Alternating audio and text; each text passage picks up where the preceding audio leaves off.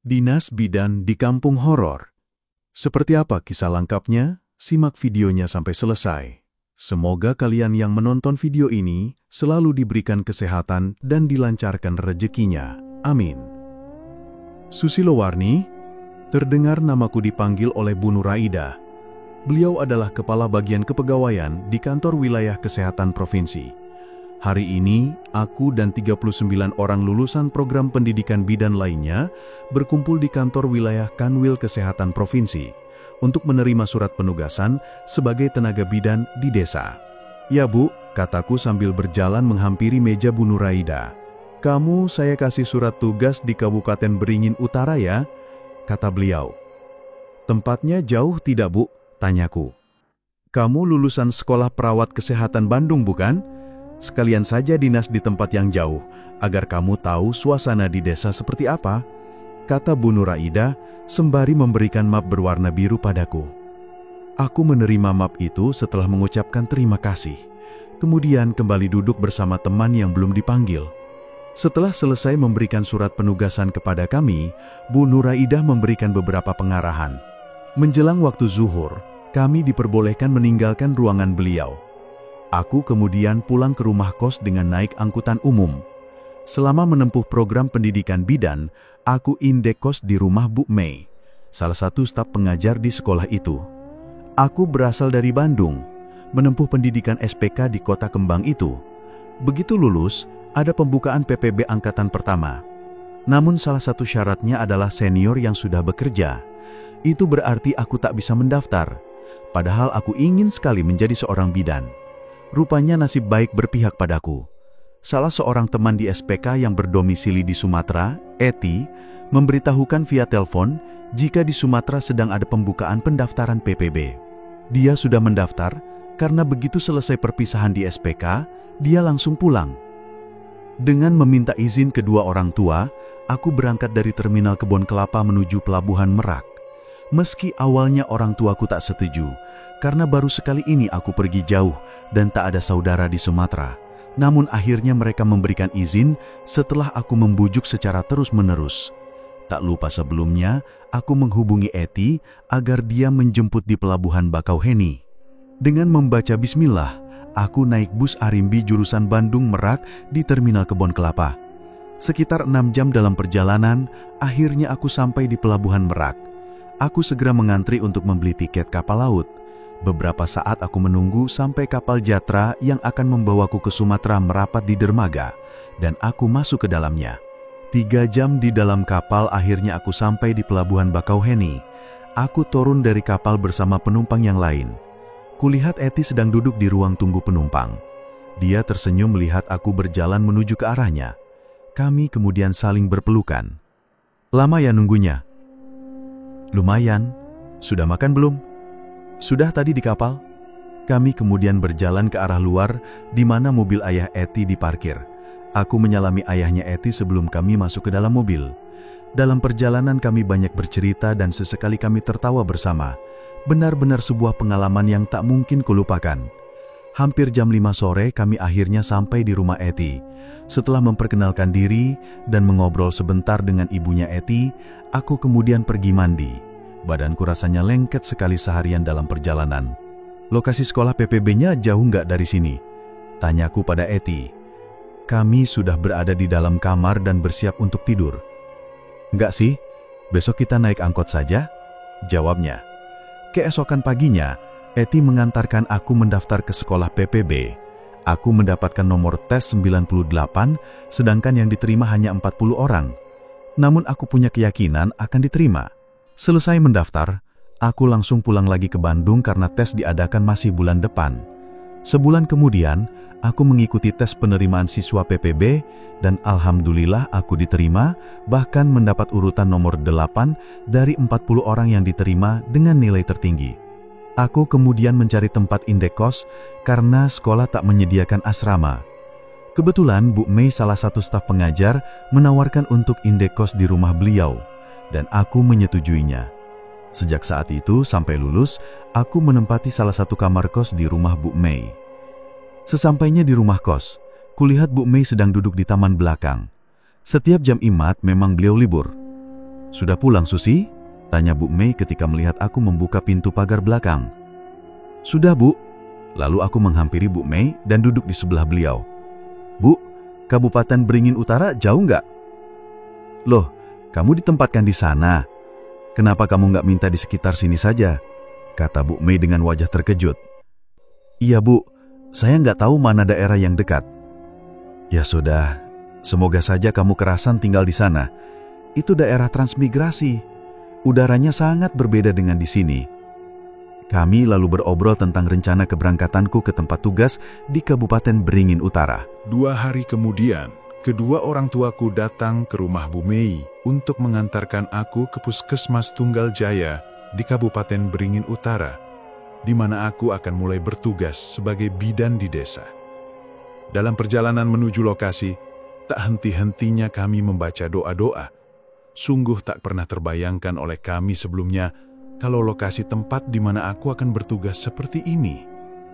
Jalanan yang masih berupa tanah merah, jarak rumah yang satu dengan yang lain begitu jauhnya. Seluas mata memandang hanya terlihat padang ilalang. "Pah, kita batalkan saja surat keputusan SK Susi. Mama nggak tega harus meninggalkan dia di tempat seperti ini sendirian," kata Mama dengan mata yang berkaca-kaca. "Kita lihat saja dulu, Mah," kata Papa sembari mematikan mesin mobil. Kami sudah sampai di lokasi setelah berulang kali menanyakan kepada orang yang kami jumpai di jalan, di mana tepatnya lokasi Puskesmas Tunggal Jaya berada. Kami turun dari mobil. Di depanku, nampak sebuah bangunan bercat warna putih. Di samping kiri temboknya, terpasang papan dengan tulisan Puskesmas Tunggal Jaya. Di sebelah kiri puskesmas, ada 2 buah bangunan rumah, dan di sebelah kanannya ada sebuah bangunan. Kami memasuki puskesmas, tak nampak seorang pun di dalam. Aku melihat-lihat sekeliling. Kedua orang tuaku duduk di bangku panjang yang ada di depan salah satu ruangan. Betul-betul sepi keadaan di sekitar puskesmas. Ilalang yang tumbuh subur mengelilingi bangunan. Di depan puskesmas, hanya ada 2 buah runa yang jaraknya berjauhan. Aku yang terbiasa hidup di kota besar dari semenjak kecil, agak ragu untuk melanjutkan melaksanakan ikatan dinas di tempat seperti ini. Bahkan dalam mimpi pun aku tak pernah mengalaminya. "Assalamualaikum." Tiba-tiba datang seorang laki-laki menghampiri kami dengan tersenyum. Usianya sekitar 50 tahun dengan uban yang mulai tumbuh. "Waalaikumsalam." Kami menjawab bersamaan. "Saya Udin, Pak," katanya sembari menyalami kami. "Saya Susi, Pak. Saya bidan yang ditugaskan di puskesmas ini," kataku memperkenalkan diri. "Oh, iya Mbak. Dokter Danis sudah bilang ke saya. Sekarang beliau sedang ada pelatihan di Kota Madya. Saya staf TU di puskesmas ini. Jadi, saya akan tinggal di mana, Pak?" "Di perumahan sebelah kiri ini, Mbak," kata Pak Udin sambil menunjuk ke arah bangunan yang dimaksud. "Mari saya antar, Mbak," katanya kemudian. Kami lalu menuju ke rumah di sebelah puskesmas. "Saya tinggal di sebelah bersama istri dan 2 anak saya," kata Pak Udin sembari membuka pintu. "Dokter Danis tinggal di rumah yang sebelah kanan itu." Kami lalu masuk setelah pintu terbuka. Ada beberapa ruangan di dalam rumah itu. Ruang tamu yang berukuran sedang, 2 buah kamar tidur, dapur, dan kamar mandi. Semuanya berukuran sedang. Pak Udin kemudian pamit pulang setelah mengantarkan kami. Dia mengundang kami untuk berkunjung ke tempat tinggalnya setelah kami beristirahat nanti. Aku membuka pintu belakang. Tampak sebuah sumur dengan ember timba terpasang.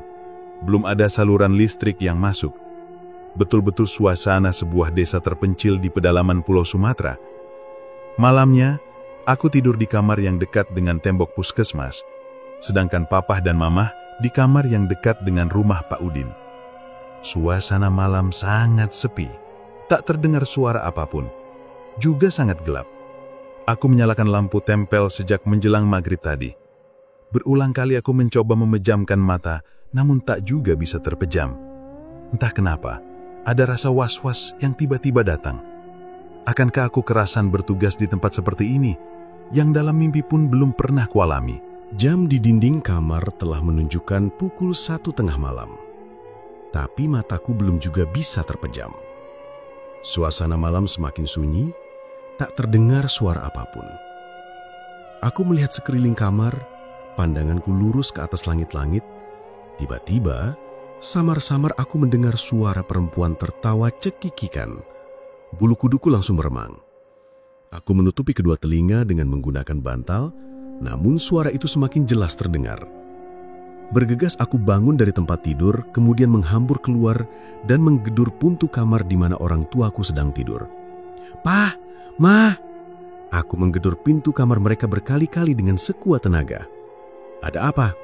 tanya Papa dan Mama begitu pintu terbuka. Aku tak menjawab pertanyaan mereka, tapi langsung masuk ke dalam kamar dan menutupi seluruh badanku dengan selimut. "Susi, kamu kenapa? Kok seperti orang ketakutan gitu?" tanya Mama, seraya menarik selimut di badanku. "Aku dengar suara perempuan ketawa cekikikan, Ma," jawabku sambil bergedik. Mama dan Papa saling berpandangan. "Di mana? Mana ada orang di sini?" tanya Mama. "Di kamarku." "Ya sudah, kamu tidur dengan Mama, biar Papa yang tidur di kamar kamu," kata Mama. Lalu Papa berjalan menuju ke arah kamarku, dan aku dan Mama, masuk juga ke kamar. "Susi, kamu yakin akan kerja dan tinggal di sini selama 3 tahun? tanya Mama, seraya menatap lekat mataku. Kami sudah berbaring. Aku tak segera menjawab pertanyaan Mama. Dari awal memasuki jalan desa menuju Puskesmas Tunggolajaya, aku memang sudah merasa agak ragu untuk menjalankan ikatan dinas selama 3 tahun di sini. Melihat medan yang kami tempuh seharian kemarin, jarak antar rumah penduduk yang begitu jauh, jalanan yang masih berupa tanah merah, semuanya belum pernah kutemui selama ini, bahkan dalam mimpi sekalipun. "Kalau kamu ragu, kamu ikut kembali saja pulang ke Bandung. Kamu bisa cari kerja di sana," kata Mama, menambah keraguanku. "Gimana dengan SK ikatan dinasku, Mah? Aku sudah menandatanganinya, dan jika aku membatalkannya, akan diminta untuk mengembalikan semua biaya selama pendidikan," tanyaku. "Nanti biar Papa yang mengurusnya," jawab Mama. Kami mengobrol sebentar hingga akhirnya tertidur kembali. "Pah, Susi mau ikut pulang lagi ke Bandung dengan kita," kata Mama. Kami sedang sarapan. "Loh, kenapa?" tanya Papa. "Dia ragu tinggal di tempat seperti ini, apalagi sampai 3 tahun. Mama juga nggak tega," kata Mama. Papa menghela nafas, beliau menatapku. "Benar begitu, Susi. Apa nggak sebaiknya kamu coba saja dulu beberapa bulan? Kalau memang kamu nggak betah, baru kamu mengundurkan diri," kata Papa. Aku diam saja. Aku bingung harus bagaimana. "Assalamualaikum." Terdengar orang mengucapkan salam sembari mengetuk pintu depan. "Waalaikumsalam," jawab kami bersamaan. Lalu aku menuju ke depan dan membuka pintu. Nampak Pak Udin di depan pintu. "Mbak, diminta Dokter Danis agar menemui beliau di puskesmas." "Dokter Danis sudah datang?" tanyaku. "Sudah, tadi malam. Saya ke puskesmas duluan ya, Mbak." "Oh iya Pak, silakan. Sebentar lagi saya berangkat." Aku kemudian berganti pakaian dan berangkat ke puskesmas, setelah sebelumnya berpamitan kepada kedua orang tuaku. Sesampainya di perumahan, kulihat Papa dan Mama sedang berngobrol dengan seorang ibu setengah baya. "Susi, ini Bu Yati. Rumahnya tuh yang di depan. Dia juga yang suka bersih-bersih puskes," kata Mama, sembari menunjuk ke arah depan. "Susi," kataku memperkenalkan diri sambil bersalaman dengan Bu Yati dan disambut dengan senyuman olehnya. "Gimana? Kamu jadi ikut pulang lagi ke Bandung?" tanya Papa. "Enggak, Pak. Aku mau menjalankan ikatan dinas di sini. Tadi aku sudah mengobrol dengan Dokter Danis. Kata beliau nanti akan ada yang menemani. Anaknya Bu Yati katanya." "Kamu yakin dengan keputusanmu itu? Mumpung kami belum pulang, kamu bisa ikut dengan kami," kata Mama. "Yakin, Ma?" jawabku mantap. "Ya sudah, kalau itu kemauan kamu, kami pulang sekarang.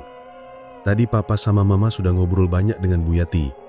Kamu bisa minta tolong dia kalau memerlukan sesuatu." "Titip anak saya ya, Bu," kata Mama pada Bu Yati. Bu Yati hanya mengangguk sambil tersenyum. Kedua orang tuaku kemudian pulang. Mamah memelukku erat sebelum masuk ke dalam mobil. Berulang kali beliau menciumku. Mungkin merasa berat meninggalkan aku di tempat seperti ini sendirian. "Nanti saya bawa si Juminah ke sini ya, Bu. kata Bu Yati setelah mobil papa tak terlihat lagi. Anak ibu namanya Juminah. Umur berapa, Bu? Tanyaku. Iya, Bu Bidan, masih kelas 6 SD. Baiklah, Bu, saya sekarang ke puskesmas lagi ya, kataku. Setelah mengunci pintu, aku berangkat lagi ke puskesmas dan Bu Yati pulang ke rumahnya. Di puskesmas ternyata ada 3 orang lagi staf yang baru datang. Kak Yono, Kak Hardi, dan Kak Yamin. Mereka semua perawat senior yang menempati pustu. Ada bidan sekarang, jadi kita nggak perlu lagi menolong persalinan, kata Kak Hardi. Aku tersenyum. Semoga betah ya, kamu kan dari Bandung, tempatnya ramai. Sekarang harus tinggal di sini, daerah yang masih berupa hutan, kata Kak Yamin. Insya Allah, jawabku. Hingga jam dinas selesai, tak ada satupun pasien yang datang. Betul-betul tempat yang sepi. Kami hanya mengobrol seharian sampai waktunya pulang. Ini Juminah, Bu, kata Bu Yati pada sore harinya. Dia datang bersama seorang anak perempuan. Aku lalu menyalami anak berusia sekitar 13 tahun itu. Dia tersenyum menyambut uluran tanganku. Nanti malam kamu tinggal di sini ya, Jum. Temani saya, kataku. Juminah mengangguk. Bu Yati kemudian bercerita jika suaminya telah meninggal dan dia punya 3 orang anak, semuanya perempuan. Juminah anak nomor 2. Kakaknya sudah bekerja sebagai ART di Jakarta. Bu Yati, biar Juminah tinggal dengan saya. Makan dan semua keperluan sekolahnya nanti saya yang memenuhi, kataku. Iya, Bu Bidan, terima kasih banyak. Saya titipkan Juminah sama Bu Bidan, kata Bu Yati, matanya berkaca-kaca dan suaranya serak menahan tangis. Setelah mengobrol beberapa saat, Bu Yati pamit pulang. Aku lalu meminta Juminah untuk menaruh baju-baju yang dibawanya ke dalam lemari baju yang ada di kamar. Kami kemudian mengobrol di teras depan sampai waktu menjelang maghrib. Selesai sholat Isya, kami beranjak tidur. Juminah tidur di sampingku. Cepat sekali anak itu tidur dan terlihat sangat nyenyak. Aku terbangun saat mendengar suara perempuan tertawa cekikikan. Kulihat jam tanganku. Sudah pukul 1:30 malam. Ya Allah, suara itu terdengar lagi seperti kemarin malam.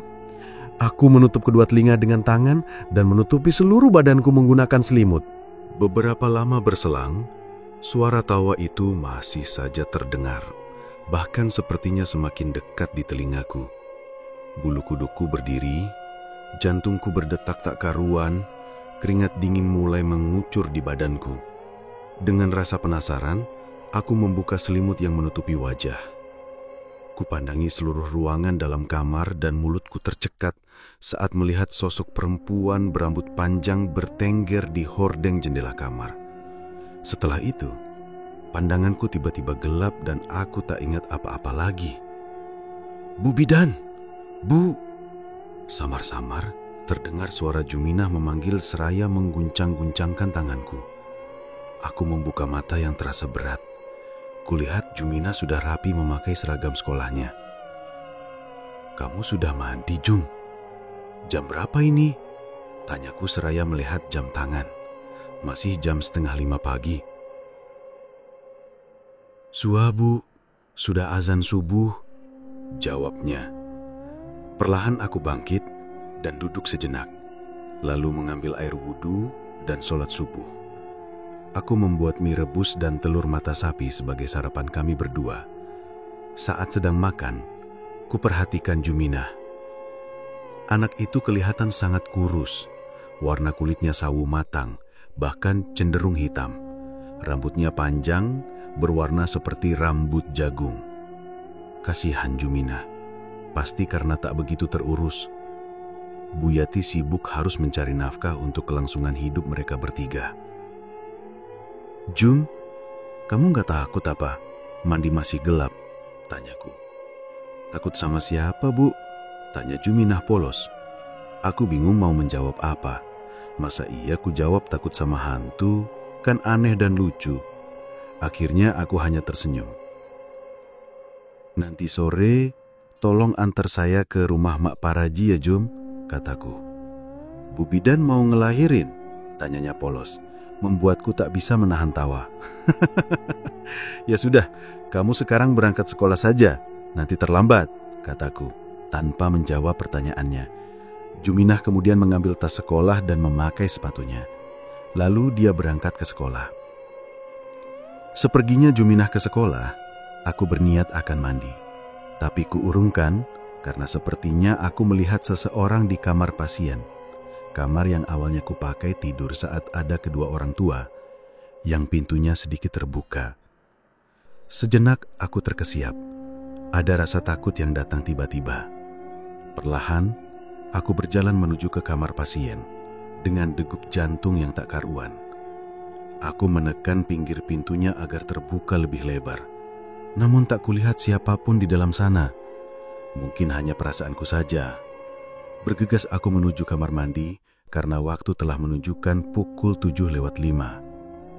"Susi, ada penyambutan nggak semalam?" tanya Kak Edi sambil terkekeh. Begitu aku sampai di puskesmas. "Maksudnya?" tanyaku tak paham. Pak Udin dan Kak Agus tertawa.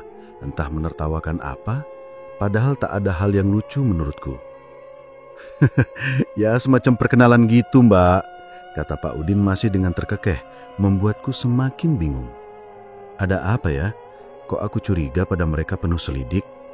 "Nggak ada apa-apa kok, Susi. Tadi itu cuma bercanda," jawab Kak Edi, wajahnya berubah serius. Begitu juga dengan Pak Udin dan Kak Agus.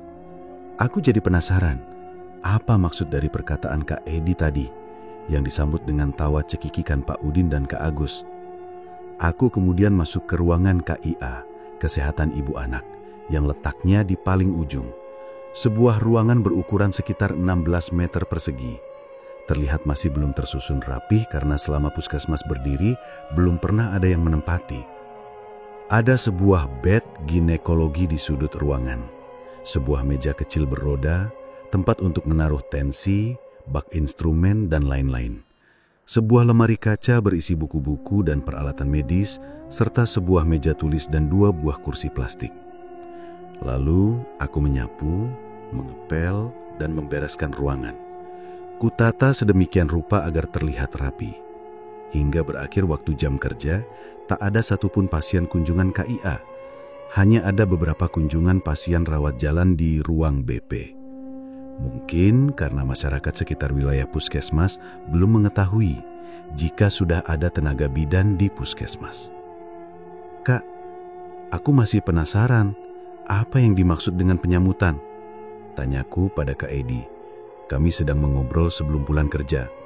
"Nah, ini masih penasaran rupanya," kata Kak Agus sambil terkekeh, disambut oleh Pak Udin dan Kak Edi. "Nggak usah didengarkan, Mbak. Mereka memang suka iseng," kata Dokter Danis sambil tersenyum. "Mari kita pulang, sudah habis waktu jam kerja." Maka kami pun beranjak pulang. Aku benar-benar penasaran. Pasti ada yang mereka sembunyikan. "Jum, antar saya ke rumah Mak Paraji yuk," ajakku pada Juminah setelah lewat waktu asar. Kami kemudian berangkat ke rumah Mak Paraji dengan berjalan kaki. Karena kata Juminah, rumahnya tak jauh dari lokasi puskesmas. Kata dekat menurut Juminah ternyata memerlukan waktu sekitar setengah jam dalam perjalanan. Menyesal tak mengendarai sepeda motor. Kupikir rumah Mak Paraji memang dekat dalam arti yang sebenarnya. Ternyata dekat menurutku sangat berbeda dengan dekat menurut Juminah. Akhirnya kami sampai juga ke tempat tujuan, meskipun dengan napas yang tersengal-sengal. Kami sampai di sebuah rumah yang sangat sederhana. Maklumlah, perumahan penduduk di daerah transmigrasi. Kuucapkan salam setelah beberapa saat aku mengatur napas. Seorang perempuan berumur sekitar 60 tahun keluar sambil tersenyum menyambut kami. Dia mengenakan kebaya dan kain jerit batik. "Ada apa ya?" tanyanya ramah. "Saya Susi, Emak. Saya bidan yang bertugas di puskesmas," jawabku. Mak Paraji kemudian mempersilahkan kami masuk ke rumahnya. Rumah yang masih berdinding papan dan beralaskan tanah lantainya. Setelah dipersilahkan duduk, aku kemudian mengutarakan maksud kedatanganku. Aku mengajak Mak Paraji untuk bekerja sama denganku. Alhamdulillah dia setuju tanpa banyak alasan. Aku meminta Mak Paraji agar mencatat siapa saja ibu hamil yang ada di wilayahnya.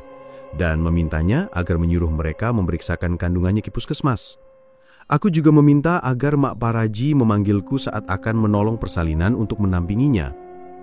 Setelah selesai mengutarakan maksud kedatanganku, aku mohon pamit. Hari hampir menjelang maghrib.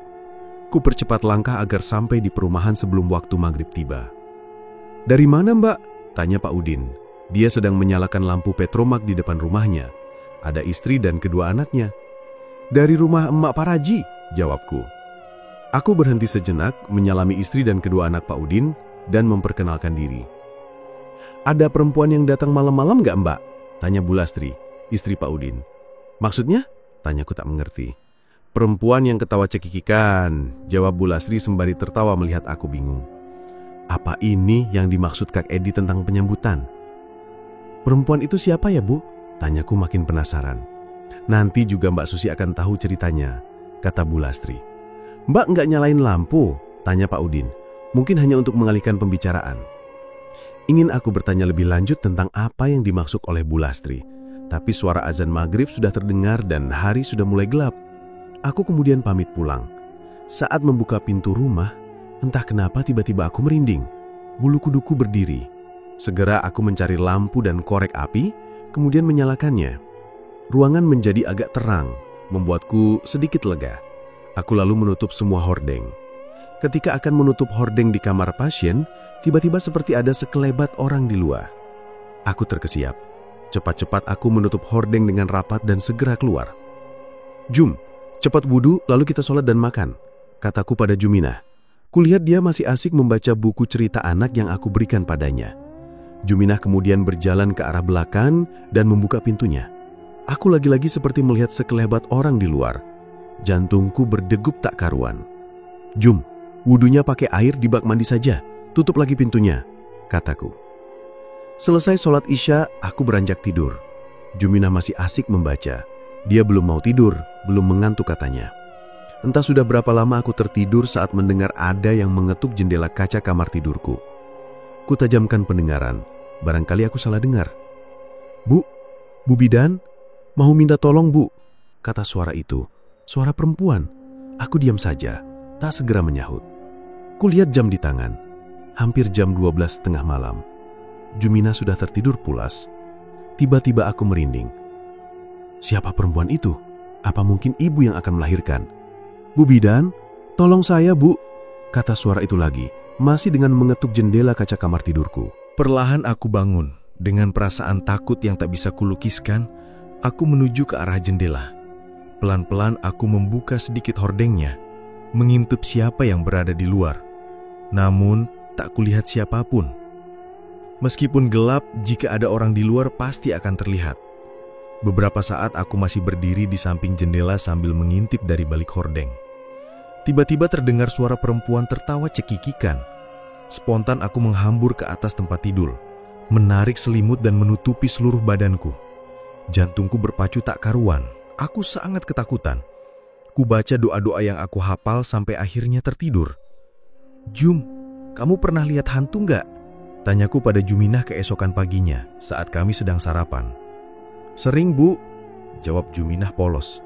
Aku hampir tersedak mendengar jawaban Juminah.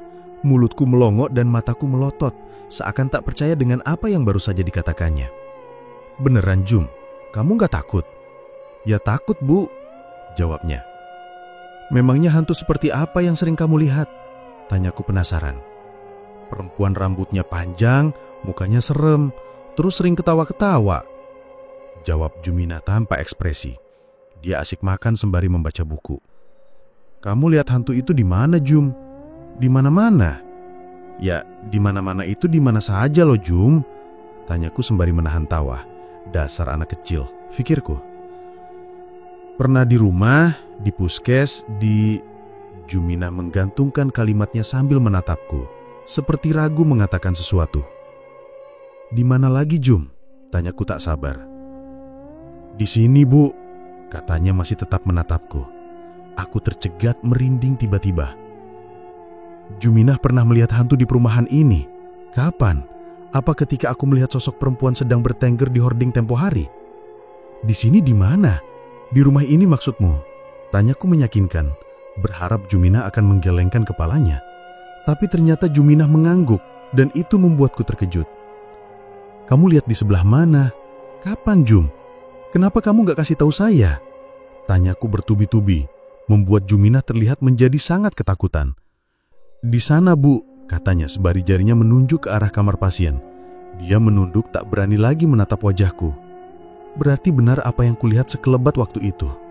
Ya Allah, haruskah aku tetap bertahan menjalani ikatan dinas selama 3 tahun di sini? Ingin sekali aku bertanya lebih lanjut pada Juminah tentang sosok yang dia lihat. Tapi waktu sudah menunjukkan hampir pukul 7 pagi. Saatnya Juminah harus berangkat ke sekolah. "Ya udah, sekarang kamu berangkat sekolah, Jum," kataku sambil beranjak membereskan peralatan makan bekas sarapan kami. Kemudian aku mandi dan berangkat ke puskesmas. "Selamat pagi, Bu," sapa seorang ibu hamil saat aku baru tiba di puskesmas. Dia sedang duduk sendiri di ruang tunggu. Puskesmas masih sepi. Pak Udin sedang mengantar Dokter Denish ke kabupaten. Pulangnya pasti sore atau malam hari. Kak Edi dan Kak Agus belum datang. "Selamat pagi, sudah lama nunggunya, Bu?" tanyaku. Ibu hamil itu tersenyum kemudian berdiri dan menyalamiku. Tangannya terasa sangat dingin. "Saya mau periksa hamil, Bu. Kata Mak Paraji saya disuruh datang ke puskesmas." "Oh iya, mari silakan masuk," kataku sembari mengajaknya menuju ruang KIA. Aku kemudian melakukan anamnesa. Pasien itu bernama Lina, 25 tahun, hamil anak pertama dengan kehamilan 36 minggu. Setelah selesai memeriksa kandungannya, aku kemudian mencatat hasilnya di buku kohort ibu atau buku kunjungan pasien. "Rumahnya dengan rumah Mak Paraji dekat?" tanyaku. "Dekat, Bu, selisih 3 rumah." "Ibu naik apa ke sini?" tanyaku sembari menyiapkan vitamin dan tablet tambah darah untuk dibawanya pulang. "Naik jalan kaki, Bu." Aku membatin betapa kuatnya Bu Lina. Berjalan kaki dari rumah ke puskesmas dengan jarak yang lumayan jauh dalam kondisi hamil besar. Aku yang tak hamil saja merasa kelelahan. Setelah memberikan obat dan memberitahu aturan memakannya, aku meminta Bu Lina agar datang lagi ke puskesmas seminggu kemudian jika belum melahirkan. "Pulangnya saya antar ya, Bu. Saya sekalian ingin tahu di mana rumahnya," kataku. Karena saat kutanyakan tadi tak ada yang mengantarnya. "Gak usah, Bu, nanti merepotkan," tolak Bu Lina. "Gak apa-apa, Bu. Ayo kita pulang sekarang," kataku sembari keluar dari ruangan KIA. "Kak, pinjem motor dong, mau antar Bu Lina biar sekalian tahu di mana rumahnya," kataku pada Kak Edi yang sedang mengobrol dengan Kak Agus di ruang BP. "Bu Lina siapa?" tanya Kak Edi. "Itu pasien hamil." Kak Edi kemudian memberikan kunci motornya dan aku mengantar Bu Lina pulang. Entah mengapa sepanjang jalan mengantar Bu Lina, motor terasa sangat berat. Aku seperti mengangkut beban yang sangat berat. Suasana sekitar sangat sepi, tak ada orang yang kujumpai di jalan. Kiri dan kanan hanya pohon singkong yang terlihat. Tiba-tiba, aku melewati sebuah pemakaman. Padahal seingatku kemarin tak melewati jalan ini saat berjalan bersama Juminah. "Bu, kita nggak salah jalan?" tanyaku pada Bu Lina. Tak ada jawaban. "Kita nggak salah jalan kan, Bu?" Aku mengulangi pertanyaan dengan suara agak keras agar terdengar oleh Bu Lina. Tetap tak ada jawaban. Penasaran aku menengok ke belakang karena motor Kak Edi tak ada kaca spionnya. Namun betapa terkejutnya, tak kulihat Bu Lina di jok belakang. Tiba-tiba aku merinding. Bulu kuduk berdiri dan jantung berdetak tak karuan. Meskipun siang hari, tapi rasanya aku begitu takut. Segera aku memutar motor dan mengendarainya dengan kecepatan lebih menuju ke arah puskesmas. Ingin rasanya aku menangis sekencang-kencangnya. Dalam perjalanan tak henti aku membaca doa-doa. Jarak yang dekat jika ditempuh dengan mengendarai motor terasa sangat jauh dan tak kunjung sampai tujuan. Dengan nafas yang masih terengah-engah, aku memarkir motor Kak Edi di halaman depan puskesmas. Berulang kali kuucap rasa syukur karena aku akhirnya bisa sampai puskesmas lagi. Bergegas aku masuk ke puskesmas dan duduk di bangku yang ada di ruang tunggu pasien, sembari mengatur nafas yang masih tersengal-sengal. Kak Edi dan Kak Agus yang juga sedang duduk situ melihatku dengan tatapan bingung. Mereka saling berpandangan. "Kamu kenapa, Susi? Kayak dikejar hantu?" tanya Kak Agus. Aku tak menjawab. Nafasku masih terengah, jantungku rasanya hampir copot. "Ternyata ibu hamil yang tadi kubonceng hantu, Kak," kataku sambil bergidik. "Kok Kok tahu kalau dia hantu? Lagi pula ini kan siang hari. Mana ada hantu nongol siang-siang? Kata Kak Agus sambil terkekah. Menyebalkan sekali. Aku serius, Kak. Tadi itu aku mau mengantar dia pulang. Katanya rumahnya dekat dengan rumah Mak Paraji. Tapi sampai di lokasi pemakaman dia hilang. Kataku menjelaskan. Rumah Mak Paraji itu nggak lewat lokasi pemakaman, Susi. Tuh ke arah sana kalau pemakaman itu. Kata Kak Edi sembari jari telunjuknya menunjuk ke arah yang berlawanan dengan rumah Mak Paraji. Aku melongo. Jadi tadi itu aku berada di mana sebenarnya? Aku betul-betul yakin jika tadi berada di lokasi pemakaman. Barangkali kamu tadi melamun, Susi, dan pasien bumil yang kamu bonceng turun di jalan, tapi kamu nggak merasa, kata Kak Edi. Aku diam saja, betul-betul merasa bingung dengan apa yang baru saja terjadi. Hingga jam waktu pulang kerja berakhir, aku masih tak habis pikir tentang hal itu. Sesampainya di rumah, kulihat Juminah tengah asik membaca buku cerita di ruang tamu. Kamu sudah makan belum, Jum? Sudah, Bu. Segera aku berganti pakaian dan mengambil air wudhu kemudian sholat zuhur.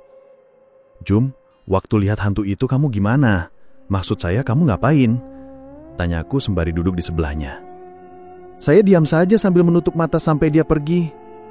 Jawabnya polos. Memangnya kamu tahu siapa dia? Kata emak, dia itu orang hamil yang mati penasaran.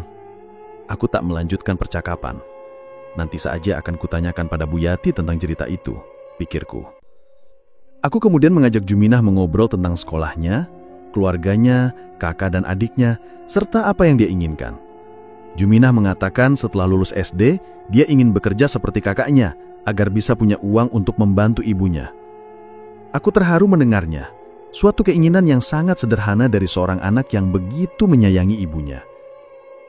Kamu tinggal dengan saya saja, Jum. Kamu bisa membantu pekerjaan saya, dan kamu masih bisa tetap melanjutkan sekolah, kataku. Wajahnya yang semula terlihat murung seketika berubah ceria. Dia tersenyum menatapku. Bu Bidan gak bohong kan?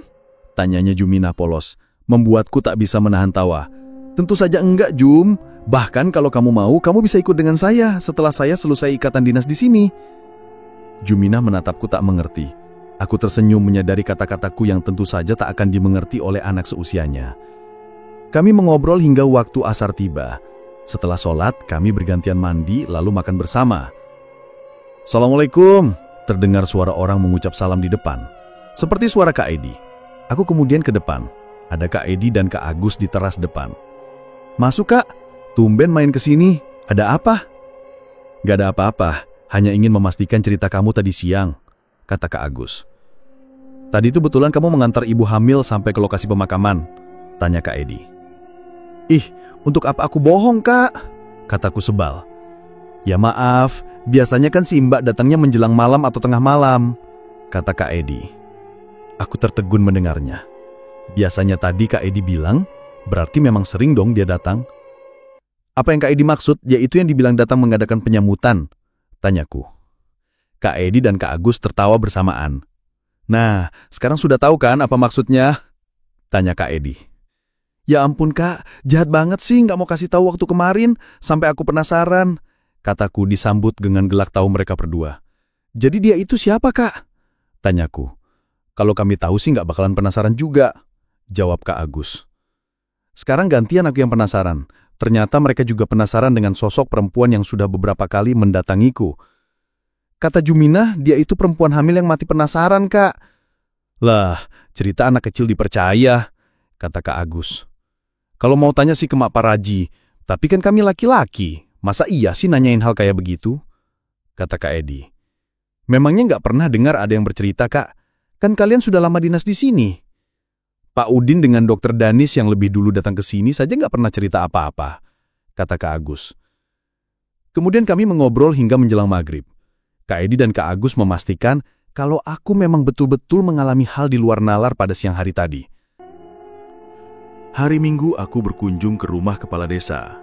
Sudah 6 hari aku tinggal di desa Tunggaljaya, tapi belum pernah melapor kepada penguasa wilayah desa tersebut. Kak Edi bilang beliau seorang perempuan. Aku meminjam motor Kak Edi setelah sebelumnya menanyakan di mana tepatnya lokasi rumah Ibu Kades. Aku mengajak Juminah tentu saja, karena dia yang tahu arah jalan menuju ke sana. Sekitar 10 menit, Kami sampai di sebuah rumah berdinding tembok bercat warna putih. Rumah itu berbeda dengan rumah-rumah yang ada di sekitarnya, yang hanya berdinding papan yang sudah luntur warna catnya. Lingkungan di sekitar rumah itu juga lumayan ramai. Jarak antara satu rumah dengan yang lain tidak terlalu jauh. Terlihat banyak anak-anak yang tengah asik bermain di jalanan. Tidak seperti di lokasi puskesmas, yang hanya ada 2 rumah di depannya. Rumah Bu Yati dan sebuah rumah lagi yang entah siapa pemiliknya. Karena selama aku tinggal di perumahan puskesmas, tak pernah kulihat penghuninya. Setelah memarkir motor, aku mengetuk pintu rumah Bu Kades sambil mengucapkan salam. Beberapa ibu yang sedang berada di halaman luar rumah mereka melihat ke arahku. Aku tersenyum sambil menganggukkan kepala yang dibalas dengan senyuman oleh mereka. Tak berselang lama, pintu terbuka. Nampak seorang perempuan dari balik pintu. Dia berumur sekitar 50 tahun, berbadan agak gemuk dengan rambut disanggul cepol. Beliau tersenyum ke arahku. "Ada yang bisa saya bantu?" tanya beliau ramah. Setelah mempersilahkan kami masuk.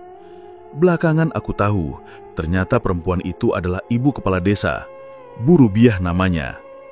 Aku kemudian memperkenalkan diri dan mengutarakan maksud kedatanganku.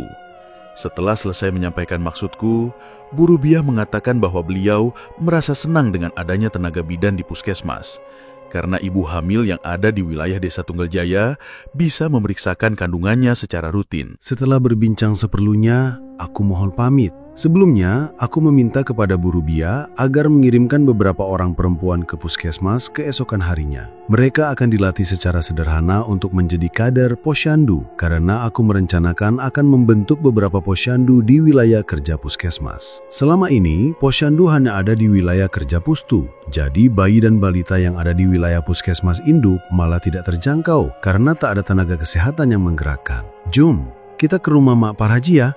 Saya ingin hafal jalan menuju ke sana," kataku setelah kami pulang dari rumah Bu Kades. Tanpa menunggu persetujuan Jumina, aku menjalankan motor ke arah rumah Mak Paraji. Beberapa kali aku menanyakan arah mana yang harus dilewati untuk sampai ke sana. Tak berapa lama, akhirnya kami sampai di tujuan. Tak ada lokasi pemakaman yang kami lewati, seperti saat aku membonceng pasien Lina. Berarti kemarin itu aku memang betul-betul telah tersesat. Aku segera turun dari motor dan memarkirkannya, kemudian berjalan menuju pintu rumah Mak Paraji. Aku mengucapkan salam berulang kali dengan mengetuk pintu rumahnya, namun tak terdengar suara sahutan dari dalam. Suasana juga sangat sepi. Setelah menunggu sekitar 10 menit dan tak juga ada yang keluar, akhirnya aku memutuskan untuk pulang. Dalam perjalanan pulang pun, kami tak melewati lokasi pemakaman. Melewati depan rumah Pak Udin, kulihat Bu Lastri sedang duduk di teras bersama kedua anaknya. Kebetulan, pikirku, aku akan menanyakan tentang sosok perempuan yang sudah beberapa kali mendatangiku. Barangkali saja Bu Lastri tahu. Motorku arahkan ke rumah Pak Udin. Kumatikan mesinnya dan aku turun menemui Bu Lastri. "Jumina ku suruh pulang lebih dulu." "Dari mana, Mbak?" tanya Bu Lastri. "Dari rumah Bu Kades," memperkenalkan diri. "Malu saya, masa sudah seminggu belum kenalan?" jawabku. "Oh, iya. Masih suka ada yang datang nggak, Mbak?" tanya Bu Lastri. "Masih, Bu. Jumina juga ternyata sudah beberapa kali didatangi. Waktu saya baru sampai sini juga sering lihat makhluk itu. Anak-anak juga. Akhirnya cuma seminggu kami di situ, kemudian pindah ke rumah ini," kata Bu Lastri. "Jadi Bu Lastri sebelumnya juga tinggal di situ?" tanyaku. "Iya, Mbak. Tadinya sih pikir saya biar dekat dengan puskes, malah digangguin." "Perempuan itu sebetulnya siapa, Bu?" tanyaku. Tiba-tiba Bu Lastri tergekeh mendengar pertanyaanku. Membuatku bingung, karena menurutku tak ada hal lucu yang mesti dipertawakan. "Mbak Susi beneran gak tahu soal cerita itu?" tanya Bu Lastri. Aku menggeleng dengan perasaan yang masih bingung. "Itu rumahnya," kata Bu Lastri sembari jari telunjuknya menunjuk ke arah rumah di depan puskesmas. Tentu saja aku terkejut, tak menyangka sama sekali dengan apa yang dikatakan Bu Lastri.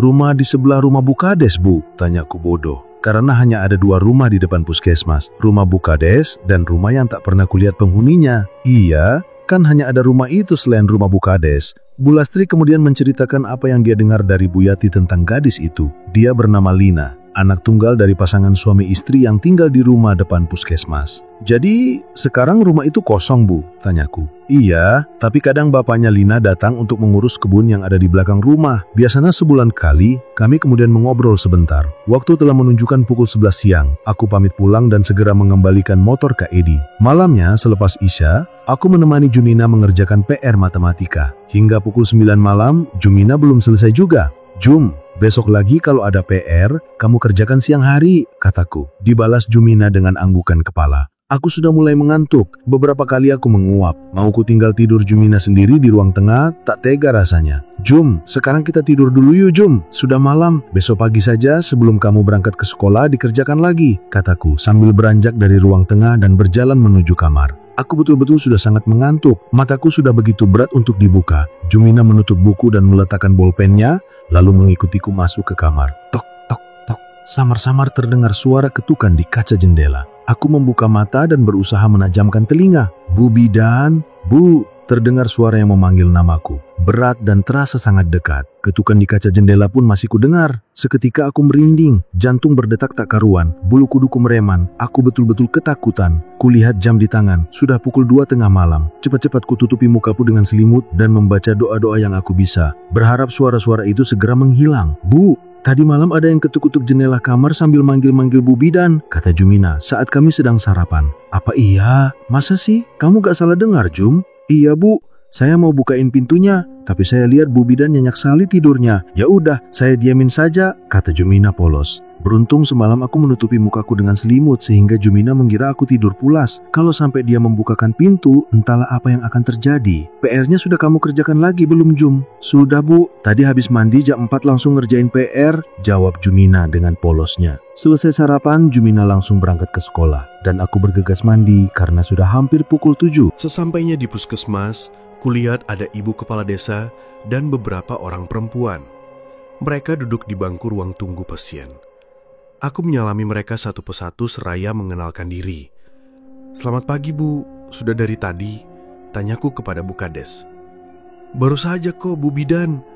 Ini saya membawa ibu-ibu yang katanya akan dilatih jadi kader posyandu, kata Bu Kades. Oh iya, terima kasih Bu. Sebentar saya beritahu kepala puskesmas dulu. Lalu aku memberitahu Dr. Danis kalau akan melatih mereka secara sederhana menjadi kader posyandu.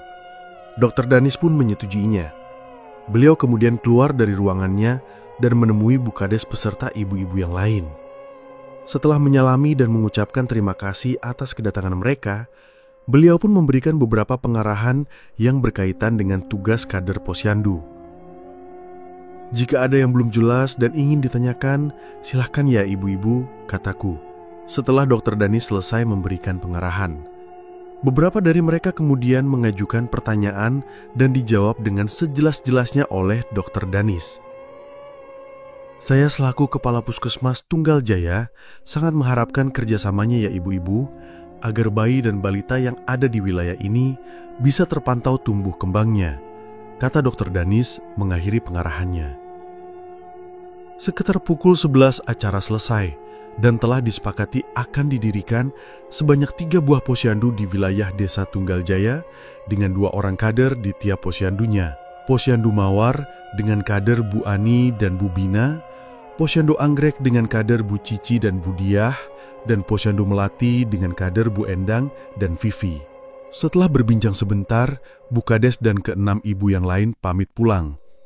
Kami bersepakat minggu depan posyandu akan mulai berjalan, dimulai dari Posyandu Mawar. Minggu berikutnya Posyandu Anggrek dan terakhir Posyandu Melati. Begitu seterusnya setiap bulan.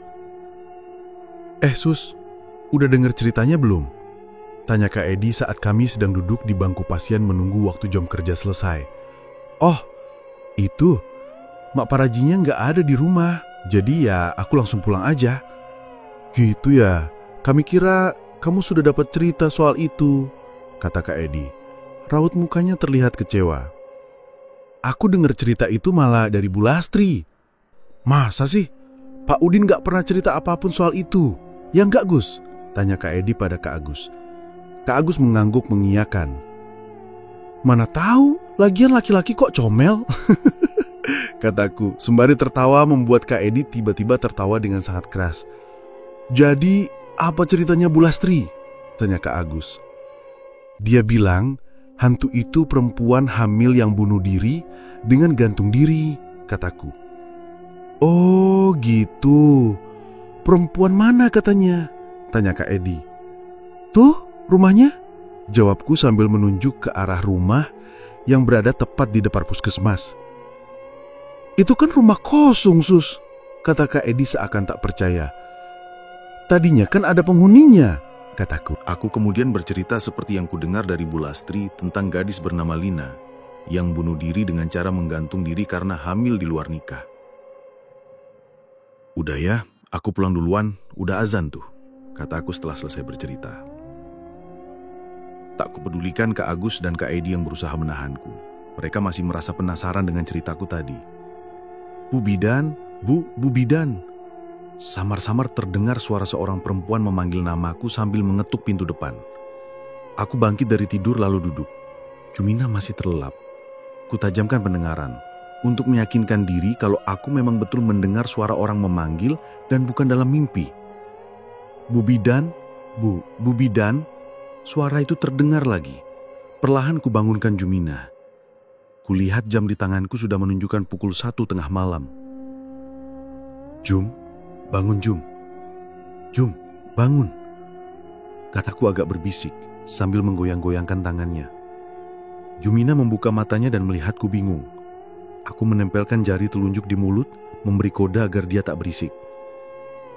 Jum, ada orang yang mengetuk pintu di luar, kataku. Masih dengan berbisik, setelah Jumina terlihat sudah pulih kesadarannya. Kenapa nggak dibuka pintunya, Bu? Tanya Jumina dengan raut muka keheranan. Yuk kita buka pintunya bareng-bareng, ajakku. Kami kemudian beranjak dari tempat tidur dan menuju ke ruang tamu. Kuintip dari balik hordeng, ada perempuan dengan perut besar di luar. Perempuan itu terlihat sedang menahan sakit. Dia meringis sambil memegangi perutnya yang besar. Tanpa berpikir panjang, aku kemudian membuka pintu dan membawa perempuan itu ke kamar pasien. Aku membaringkannya di atas dipan yang untuk periksa pasien. Setelah itu, aku lalu memeriksa kandungannya. Juga kulakukan periksa dalam, baru pembukaan 3. Mulai terasa mulusnya dari kapan, Bu? Tanyaku. Dari jam 11 tadi, Bu Bidan. Aku melihat jam, sudah pukul 2 malam. Masih sekitar 7 jam lagi dia akan melahirkan, jika semuanya berjalan normal. Juminahku minta agar membuat minum teh manis hangat. Diminum tehnya, Bu. Kalau mulusnya bagus, insya Allah sekitar jam 9 pagi, Ibu sudah melahirkan. Setelah berbincang sebentar, aku tinggalkan pasien itu. Aku memintanya untuk beristirahat saja dulu jika masih bisa, agar saat proses persalinan berlangsung, dia masih mempunyai banyak tenaga. Aku masuk ke kamar tidur, berencana akan berganti pakaian. Tak sopan rasanya memakai baju tidur saat menolong persalinan. Tidur lagi saja, Jum. Masih malam, biar besok kamu gak ngantuk, kataku pada Jumina. Karena kulihat dia sedang berbaring tapi matanya terbuka. Jumina diam saja sambil memandangku. Seperti ada yang akan dia utarakan. Tiba-tiba aku ingat sesuatu. Bukankah pasien tadi bilang namanya Lina? Jadi dia adalah... Aku bergidik membayangkan pasien yang baru saja kuperiksa adalah hantu. Aku merinding seketika. Jantungku berdebar tak karuan. Kalau dia bukan hantu, kenapa dia datang sendirian tengah malam begini? Pikiranku menjadi kacau, antara rasa kasihan dan takut. Semula setelah berganti pakaian, aku bermaksud akan kembali ke kamar pasien, melihat kondisinya dan menemaninya sambil mengobrol. Akhirnya aku mengurungkan niat untuk menemui pasien Lina. Aku diam saja di dalam kamar, berharap dia akan memanggil. Jumina masih saja memandangku. Kamu mau bilang apa, Jum? Aku bertanya. Kulihat dia agak ragu untuk berbicara. Ayo, bilang saja. Ada apa? Aku bertanya kembali. Itu, katanya terbata-bata sembari menanih tangannya ke arah luar kamar. Itu apa lu, Jum? Itu hantu, Bu, katanya sambil bergidik dan menutup mukanya. Hah? Yang benar? Kamu tahu dari mana, Jum? Aku bertanya kaget bercampur takut. Saya sering lihat dia, Bu. Tadi saya lihat dia gak punya kaki. Lanjut Jumina masih menutup mukanya. Aku tercekat dengan mendengar kata-kata Jumina. Kerongkonganku terasa kering. Detakan jantungku berpacu lebih cepat. Spontan aku naik ke atas tempat tidur dan segera memeluk erat Jumina. Kami kemudian membaca doa-doa yang kami hafal sampai akhirnya tertidur kembali, karena memang masih malam dan kami masih mengantuk. Kami kesiangan. Jam di tanganku telah menunjukkan pukul 4:30 pagi. Suara kokok ayam jantan Pak Udin yang begitu nyaring di samping kamar yang telah membangunkanku. Perlahan aku bangun dan duduk. Jumina masih nyenyak tidur. Sejenak aku mengingat apa yang telah terjadi tadi malam. Jum, bangun Jum. Jum, bangun. Aku membangunkan Jumina sambil menggerak-gerakkan tangannya. Jumina membuka mata dan spontan duduk. Kita kesiangan Jum. Aku membuka pintu kamar dan berjalan menuju keluar. Kulihat sekilas kamar pasien masih tertutup rapat. Aku segera mengambil air wudhu dan sholat subuh. Saat akan sarapan, aku membuka pintu kamar pasien lebar-lebar. Tak ada siapapun di dalam sana. Gelas berisi air teh manis hangat buatan Jumina semalam masih utuh di atas meja. Ternyata betul kata Jumina. Perempuan hamil yang datang tadi malam itu adalah hantu. Ya Allah, kenapa dia selalu mendatangiku? Ada apa sebetulnya?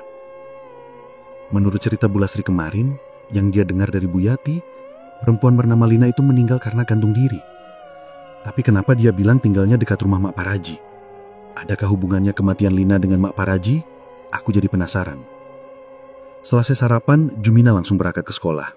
Aku bergegas mandi karena sudah kesiangan dan segera berangkat ke puskesmas. Entah sudah berapa lama aku tertidur. Tiba-tiba rasanya ingin buang air kecil. Kulihat jam di dinding. Pukul 11:30 malam. Kulihat Jumina tidur dengan sangat nyenyak. Aku agak takut sebetulnya untuk pergi ke kamar mandi, tapi tak tega juga jika harus membangunkan Jumina agar menemaniku keluar kamar.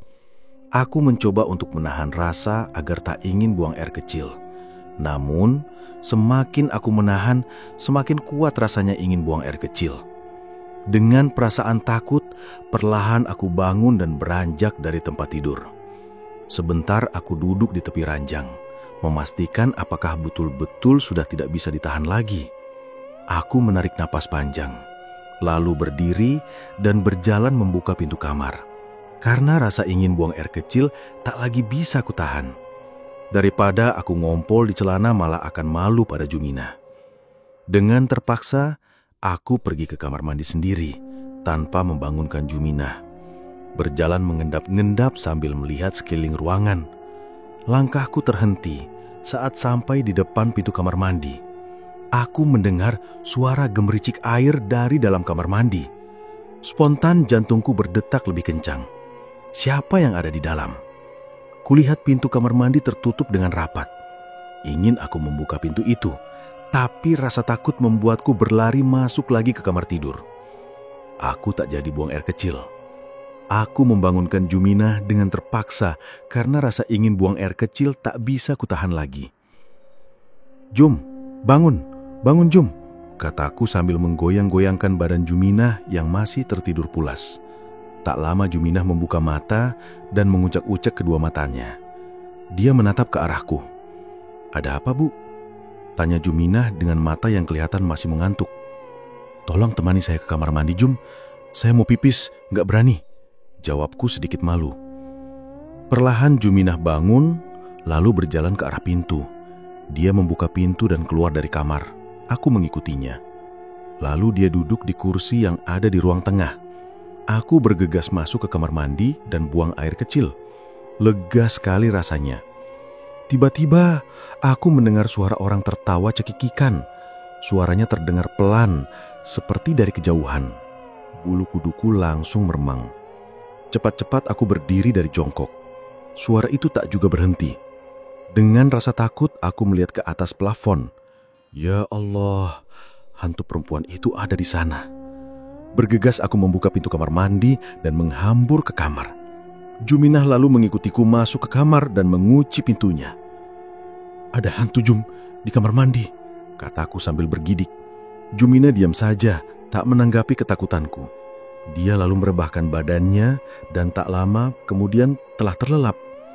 Ya Allah, kenapa hantu itu selalu datang? Apa sebetulnya yang dia inginkan? Meskipun sudah beberapa kali dia mendatangiku, tapi tetap saja aku merasa takut karena wajahnya yang menyeramkan. Aku berusaha memejamkan mata agar bisa tidur nyenyak kembali seperti tadi. Namun bayangan wajah hantu perempuan itu seakan menempel di pelupuk mataku. Aku mencoba merubah posisi tidur, barangkali saja bisa langsung terlelap. Namun sia-sia, tetap saja mataku tak bisa terpejam. Tiba-tiba terdengar suara tertawa cekikikan lagi. Spontan degupan jantungku langsung berdetak tak karuan. Ku tarik selimut hingga menutupi wajah dan aku menutupi kedua telinga dengan kedua tangan agar tak mendengar lagi suara mengerikan itu. Entah pukul berapa akhirnya aku tertidur. "Bidan bangun. Bu, Bidan bangun." Lamat-lamat terdengar suara Juminah memanggil namaku seraya menggoyang-goyangkan tanganku. Tangannya terasa dingin karena basah oleh air. Aku membuka mata dan melihat jam di dinding sudah pukul 5 pagi. Segera aku bangun dan duduk. "Kamu sudah mandi, Jum?" tanyaku. "Sudah, Bu." Dia sedang mencari baju seragamnya di lemari. Aku lalu keluar kamar dan menuju kamar mandi, mengambil air wudhu, lalu mendirikan sholat subuh. "Sarapan dulu, Jum," kataku setelah selesai membuat nasi goreng dan telur mata sapi. Kami lalu sarapan. "Kamu bangun jam berapa?" tanyaku. "Jam 4, jawabnya. "Ngapain kamu bangun pagi amat?" "Tadi saya nimba air di bak di belakang, tinggal sedikit," katanya polos. Aku hampir tersedak mendengarnya. Menimba air di sumur belakang pada saat pagi buta dan masih gelap, berani sekali Juminah. Aku yang semalam berada di dalam rumah saja ketakutan setengah mati. "Kamu gak takut apa, Jum? Kan masih gelap di luar." "Ya takut, makanya saya juga buru-buru nimbanya, gak sampai penuh bak mandinya." "Besok-besok gak usah lagi nimba gelap-gelap ya, Jum. Kamu bangunkan saja saya, jadi kita bisa gantian nimbanya," kataku. Juminah memandangku lalu menganggukkan kepalanya. "Iya, Bu." "Kamu kok semalam langsung tidur, Jum? Saya lihat begitu masuk kamar, kamu langsung nyenyak." "Saya ngantuk sekali, Bu. Lagi pula saya lihat ada si Mbak di pojok kamar." Mataku melotot. "Kamu lihat hantu itu di kamar, Jum? Kenapa kamu gak bilang?" "Kalau saya bilang nanti Bu Bidan takut," kata Juminah dengan polosnya. Iya juga, kalau Juminah mengatakan bahwa di kamar ada hantu perempuan itu, sudah pasti aku takkan berani tidur di kamar, pikirku. "Ya sudah, cepat habiskan makannya, nanti kamu terlambat," kataku. Jam sudah menunjukkan pukul 7 kurang 20 menit. Selesai makan, Juminah langsung berangkat ke sekolah dan aku segera pergi mandi. Sebelum berangkat ke puskesmas, aku memeriksa seluruh ruangan yang ada di rumah pegawai yang kutempati, terutama ruang periksa pasien. Kucermati setiap sudutnya, barangkali saja ada sesuatu yang kutemukan dan bisa menjadi petunjuk kenapa hantu perempuan itu selalu datang di sini, bukan di perumahan yang ditempati Dr. Danis ataupun Pak Udin. Namun, tak kutemukan apapun di ruang periksa. Tak ada sesuatu yang terlihat mencurigakan. Setelah selesai memeriksa semua sudut yang ada di dalam ruangan perumahan yang kutempati, aku segera berangkat ke puskesmas. Di sana, sudah berkumpul semua staf puskesmas yang semuanya laki-laki, dari puskesmas induk dan pustu. Mereka sedang duduk di bangku ruang tunggu pasien. Aku lalu bergabung dengan mereka. "Tumben pada ngumpul di sini? Ada apa?" tanyaku pada Kak Edi.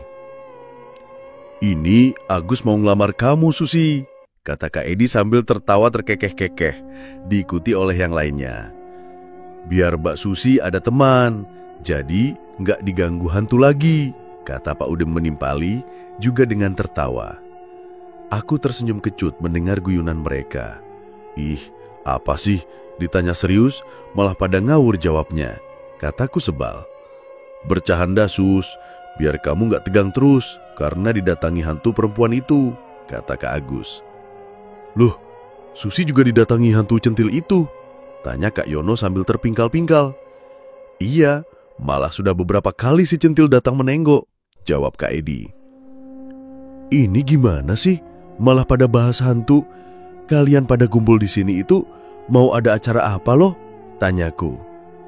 "Gak ada apa-apa, Mbak. Cuma pada pingin ngumpul saja. Kan bosen juga diam di pustu terus," kata Pak Udin. "Oh, dikira ada hal penting yang akan kita bahas."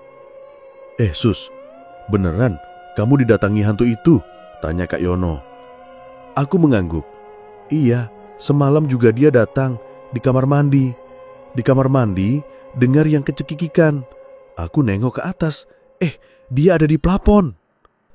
Terus, kamu apain? Tanya ke Edi. Ya, nggak beranilah aku ngapa-ngapain. Aku langsung lari masuk ke kamar lagi. Mereka semua malah tertawa mendengar ceritaku. Kok pada ketawa sih? Serem banget tahu, kataku. Dia itu sebetulnya siapa ya? Tanya Kak Yono. Yah, dia ketinggalan info, kata Kak Agus. Memangnya siapa? Tanya Kak Yono lagi. Pak Udin lalu bercerita tentang siapa hantu perempuan itu menurut yang dia dengar. Coba kamu tanya Bu Yati, kan dia yang lihat pertama kali hantu Lina gantung diri, kata Kak Yono. Rencanaku juga gitu, tapi ada hal yang menurutku aneh. Aneh gimana? Tanya Kak Hardi. Aku lalu bercerita tentang ibu hamil yang kuantar waktu itu. Sampai di tempat yang seperti pemakaman, dia menghilang. Kata Kak Edi kan lokasi makam di sana, kataku sambil menunjuk ke arah kiri puskesmas dengan jari telunjukku. Ya memang di sana kalau makam, kata Kak Yono. Nah, itu dia anehnya. Waktu ditanya di mana rumahnya, kok dia bilang gak jauh dengan rumah Mak Paraji. Padahal rumah Mak Paraji kan di sebelah sana, berlainan arah, kataku. Iya juga ya, kata Kak Yono. Apa ada hubungannya dengan Mak Paraji ya, kematian Lina? Nggak tahu juga sih, tapi bisa jadi, kata Kak Hardi. Besok kalau ketemu Mak Paraji, aku akan tanya-tanya, kataku. Kamu datang saja ke rumahnya, kata Kak Yono. Sudah pernah aku ke rumahnya, tapi nggak ada orang. Di sekitar rumahnya juga sepi, kataku. Nanti kalau aku ketemu Mak Paraji, aku suruh ke rumahmu Sus, kata Kak Yamin yang dari tadi hanya dia mendengarkan. Nah iya, Mak Paraji kan sering ke rumah Kak Yamin, kata Kak Agus. Oh iya Kak, makasih ya. Ada apa nih? Dari tadi sepertinya asik banget ngobrolnya. Ngobrolin apa sampai pada serius gitu? Kata Dokter Danis yang baru keluar dari ruangan kepala puskesmas. Kami semua diam, hanya tersenyum. Yo kok ditanya malah pada diam? Saya kan mau ikutan ngobrol juga, lanjut Dokter Danis. Kami semua tertawa cekikikan. Tapi tak ada yang memberitahu kepada Dokter Danis apa yang baru saja kami obrolkan. Ya sudah, kalau nggak ada yang mau kasih tahu. Iya nggak Susi, gimana rencana posyandunya? Tanya Dokter Danis padaku. Minggu depan insya Allah sudah bisa dimulai dok. Saya sudah keliling ke 3 tempat posyandu itu berada, melihat persiapan para kader. Bagus kalau begitu. Nanti tolong diantar ke sana Mbak Susinya ya. Bisa dengan Agus atau Edi. Siap dok, kataku dan Kak Agus hampir bersamaan. Kami lalu berbincang mengenai pelaksanaan posyandu yang baru saja dibentuk. Dr. Danis, selaku pimpinan Puskesmas Tunggal Jaya, berharap seluruh kader dan masyarakat ikut aktif berperan serta di dalam kegiatan posyandu tersebut. Pukul 12 tepat saat azan zuhur berkumandang, kami semua diperbolehkan pulang. Tak lama, Bu Yati datang sebelum aku pulang. Dia akan mengunci semua ruangan puskesmas. Bu, nanti sore kalau nggak sibuk, main ke tempat saya ya, kataku pada Bu Yati. Iya Bu, nanti kalau beres dari kebon, saya main ke situ. Mungkin agak sorean ya Bu. Iya Bu, nggak apa-apa, saya tunggu ya. Saya pulang dulu ya Bu. Iya Bu. Aku lalu pulang. Di rumah, kulihat Juminah sedang makan. Tadi pagi aku masak sayur kangkung dan membuat telur dadar untuk makan siang. Kok nggak ganti baju dulu, Jum? Kulihat dia masih memakai baju seragam merah putihnya. Juminah tersipu. Saya keburu lapar, Bu, katanya polos. Aku tersenyum mendengarnya. Memangnya kamu dari mana? Kok tumben lapar? Tadi di sekolah olahraga lari, Bu. Saya nggak jajan. Loh, uang jajan kamu memangnya kemana? Saya lupa, Bu. Uangnya nggak saya bawa. Aku tersenyum melihat mimik muka Juminah yang lucu. Ya sudah, sekarang makan yang kenyang. Setelah itu sholat, kataku. Juminah mengangguk sambil meneruskan makannya. Aku segera ke kamar untuk berganti pakaian, lalu mengambil air wudhu dan mendirikan sholat zuhur. Selalu diberikan kesehatan dan dilancarkan rezekinya. Amin. Sore harinya sekitar pukul 5 Bu Yati datang ke rumah. Aku dan Jumina sedang duduk di teras depan, sengaja menunggu Bu Yati datang. "Maaf Bu Bidan, saya baru beres dari kebun," kata Bu Yati sambil tersenyum begitu sampai di teras. "Iya Bu, nggak apa-apa, yuk masuk," kataku. "Di luar saja Bu Bidan, biar bisa sambil lihat rumah. Si Dasim saya tinggal sendirian di rumah, diajak nggak mau," kata Bu Yati. "Dasim itu siapa?" "Anak saya yang bungsu, adiknya Jumina." Oh, saya baru tahu namanya. Jumina kalau cerita manggilnya si Bontot." Kami lalu mengobrol ngalor ngidul. Senaja aku tak langsung menanyakan ke inti masalah, khawatir Bu Yati tak mau membuka mulut untuk bercerita. "Jumina betah nggak Jum tinggal sama Bu Bidan?" tanya Bu Yati. Jumina hanya tersenyum sambil melihat ke arahku. "Betah ya Jum, biar nemenin saya," kataku. "Ya pasti betah Bu, di rumah kan harus kerja macem-macem.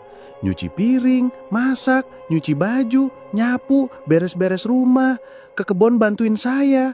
Di sini nggak kerja apa-apa, paling nyapu sama nimba," kata Bu Yati. Aku tersenyum bercampur prihatin mendengar perkataan Bu Yati.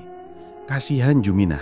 Seharusnya anak seumur dia masih senang bermain dan memang sedang masanya. Namun karena keadaan, dia harus bekerja membantu Bu Yati. Jumina harus mengerjakan pekerjaan orang dewasa. "Bu, sebetulnya ada yang ingin saya tanyakan," kataku hati-hati, agar tak membuat Bu Yati merasa jenah. Bu Yati terdiam. Dia menatapku. Aku tahu dia pasti sedang bingung mendengar kata-kataku tadi. "Soal apa Bu? Apa hal yang penting? Saya mah nggak apa-apa, orang bodoh, nggak pernah sekolah. Saya minta maaf kalau saya nggak tahu apa yang Bu Bidan tanyakan," kata Bu Yati panjang lebar. Kelihatan sekali dia gugup, seakan mempunyai sebuah kesalahan. Aku tersenyum dalam hati, merasa lucu dengan kata-kata Bu Yati. Betapa ketakutannya dia, padahal aku baru berkata ada yang akan aku tanyakan. "Bukan soal penting kok Bu, saya cuma ingin tahu..." Aku belum selesai melanjutkan kalimat, terdengar teriakan Dasim dari arah rumah Bu Yati. Mak, cepetan pulang Mak!" teriak Dasim di depan pintu rumah Bu Yati sembari menggerak-gerakan tangannya sebagai tanda agar Bu Yati segera pulang. Bu Yati terlihat bingung antara menuruti permintaan Dasim atau mendengarkan pertanyaanku yang belum sempat kukatakan. "Mak, cepetan pulang Mak!" Terdengar Dasim kembali memanggil Bu Yati dengan berteriak. "Itu Dasim manggil Bu, mungkin dia perlu sesuatu. Pulang saja dulu Bu," kataku. "Iya Bu, saya minta maaf ya, dasar Dasim, ditinggal sebentar aja udah ribut, nyuruh pulang," kata Bu Yati sedikit menggerutu. "Nggak apa-apa Bu, besok lagi saja kita ngobrol." Bu Yati lalu bergegas pulang. Aku menghela nafas panjang, agak sedikit kecewa, karena tak jadi mendengar cerita dari Bu Yati tentang siapa perempuan yang bernama Lina dan apa sebetulnya yang terjadi sebelum dia meninggal. Akhirnya aku hanya mengobrol dengan Juminah di teras depan hingga terdengar suara azan berkumandang dari Toa Nasbit. Kami lalu masuk untuk menutup semua hordeng dan menyalakan lampu teplok. Setelah itu kami sholat maghrib berjamaah. "Jum, ada PR nggak?" tanyaku setelah selesai sholat maghrib. Mataku terasa berat, mengantuk sekali rasanya. "Nggak ada Bu. Kamu mau makan apa? Saya masih kenyang, mohon terusin baca buku cerita." "Benar nih nggak mau makan. Nanti malam kalau lapar gimana?" Jumina mengangguk tanpa matanya beralih dari buku cerita yang sedang dibacanya. "Ya sudah kalau kamu masih kenyang." Kami lalu meneruskan kesibukan masing-masing membaca buku hingga menjelang sholat Isya. "Kita tidur yuk Jum," kataku begitu selesai mengerjakan sholat Isya. "Ibu duluan saja yang tidur, saya mau nerusin buku cerita." Juminah mengangguk. Kami lalu beranjak dari duduk menuju kamar.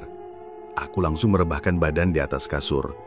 Sementara Juminah masih asik membaca. Tak lama, aku sudah terlelap. Entah pukul berapa Juminah akhirnya pergi tidur. Aku terbangun saat mendengar suara orang tertawa cekikikan. Datangnya dari arah ruang tengah. Kulihat jam tangan, sudah pukul 1 tengah malam. Aku langsung merinding. Bulu kuduku berdiri. Mataku melihat ke arah Juminah. Posisi tidurnya tengkurap, dengan selimut menutupi seluruh badannya. Aku mengernyitkan dahi. Tak biasanya anak itu tidur dengan posisi yang demikian. Juminah, panggilku seraya menggoyang-goyangkan badannya. Namun Juminah bergeming. Aku lalu berusaha untuk tidur kembali. Kutarik selimut sampai menutupi wajah. Tak kuhiraukan suara cekikikan yang masih terdengar dari ruang tengah.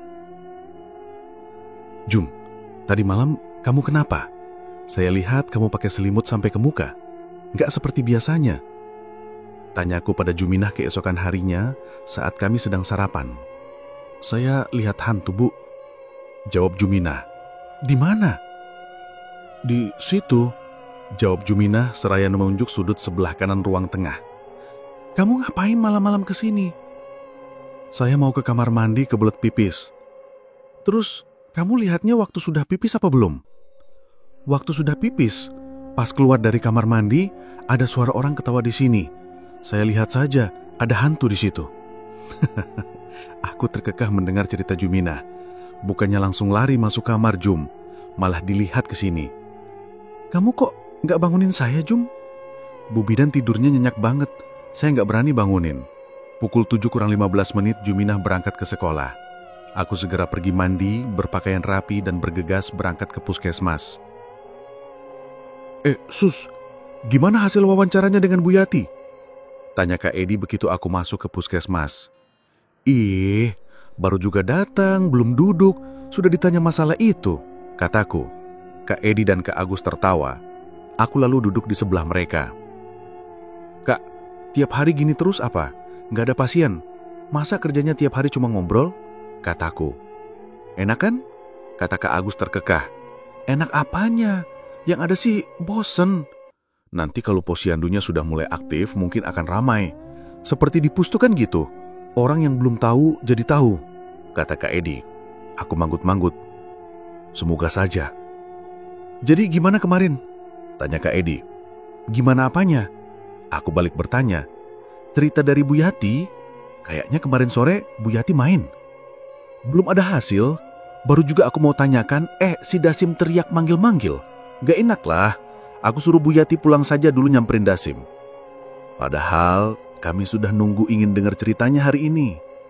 Kata Kak Edi. Besok lagi. Kataku. Kami lalu mengobrol ngalor ngidul. Sesekali Kak Edi dan Kak Agus melayani pasien yang datang berkunjung, hingga waktu pulang tiba. Aku menunggu Bu Yati datang, tapi dia tak muncul juga. Bu Yati sedang ke rumah kakaknya. Tadi pagi dia bilang ke saya, kata Pak Udin yang melihatku masih duduk di bangku ruang tunggu. Oh, apa iya? Ya sudah kalau gitu, kataku sambil beranjak dari duduk, lalu berjalan pulang bersama Pak Udin. Hari ini pertama kali posyandu diadakan di Desa Tunggal Jaya. Nama desa yang juga menjadi nama puskesmas induk, di mana aku sedang menjalankan ikatan dinas sebagai bidan di desa selama 3 tahun. Begitu sampai di puskesmas, aku langsung mempersiapkan segala sesuatunya yang akan kubawa untuk keperluan posyandu. Aku membawa KMS bayi atau kartu menuju sehat, meskipun para kader sudah dibagi saat pelatihan di puskesmas induk waktu itu. Barangkali saja ada kekurangan. Buku catatan imunisasi, beberapa spuit, dan 1 box jarum suntik, kapas alkohol, serta paracetamol. Terakhir, aku menuju ke ruangan imunisasi, di mana freezer untuk menyimpan vaksin ditaruh. Aku lalu mengontrol suhunya, kemudian memasukkan beberapa vial dan ampul vaksin ke dalam termos vaksin yang sudah diisi 2 buah es batu berukuran besar. Aku mengambil 1 ampul vaksin BCG beserta pelarutnya, 2 vial vaksin DPT dan polio, dan 1 vial vaksin campak beserta pelarutnya. Setelah semuanya siap, aku duduk di salah satu bangku yang ada di ruang tunggu pasien. Aku menunggu yang akan mengantarkan, Kak Agus atau Kak Edi, karena kulihat mereka sedang berada di ruangan kepala puskesmas. Nah, tuh, Mbak Sisi sudah menunggu, kata Dokter Danis yang keluar dari ruangan setelah selama 7 menit aku menunggu Kak Agus dan Kak Edi selesai dari ruang kepala puskesmas. Aku tersenyum. Nunggu yang mau nganter ke posyandu, Dok, kataku. Agus atau Edi yang mau nganter Mbak Susi ke posyandu? Tanya Dokter Danis. Biar diantar saya saja, Dok, kata Kak Agus. Ayo, Sus, lanjutnya. Dia lalu membantu membawakan termos yang berisi vaksin. Ya sudah, hati-hati di jalan, kata Dokter Danis. Aku segera beranjak dari duduk dan mengikuti Kak Agus ke tempat parkir. Kak Agus menaruh termos vaksin di depan, aku lalu segera naik di jok belakang motor. Lalu motor yang kami naiki berjalan perlahan meninggalkan halaman puskesmas induk menuju posyandu Mawar. Sekitar 15 menit kami sampai di tujuan. Posyandu diadakan di rumah Bu Ani, yang juga menjadi kader di posyandu itu. Sebuah rumah yang sederhana, masih berdinding papan, namun terlihat asri dan cantik karena bermacam bunga dan tanaman tumbuh di halaman rumah. Juga terlihat bersih dan rapi. Suasana sudah ramai. Ibu-ibu yang mempunyai bayi dan balita sudah berkumpul. Aku dan Kak Agus segera turun dari motor dan menuju ke salah satu meja yang ada di teras itu. Meja 3, karena kulihat kosong. Ada 4 buah meja di sana. Di meja 1 ada Bu Ani yang sedang menimbang bayi.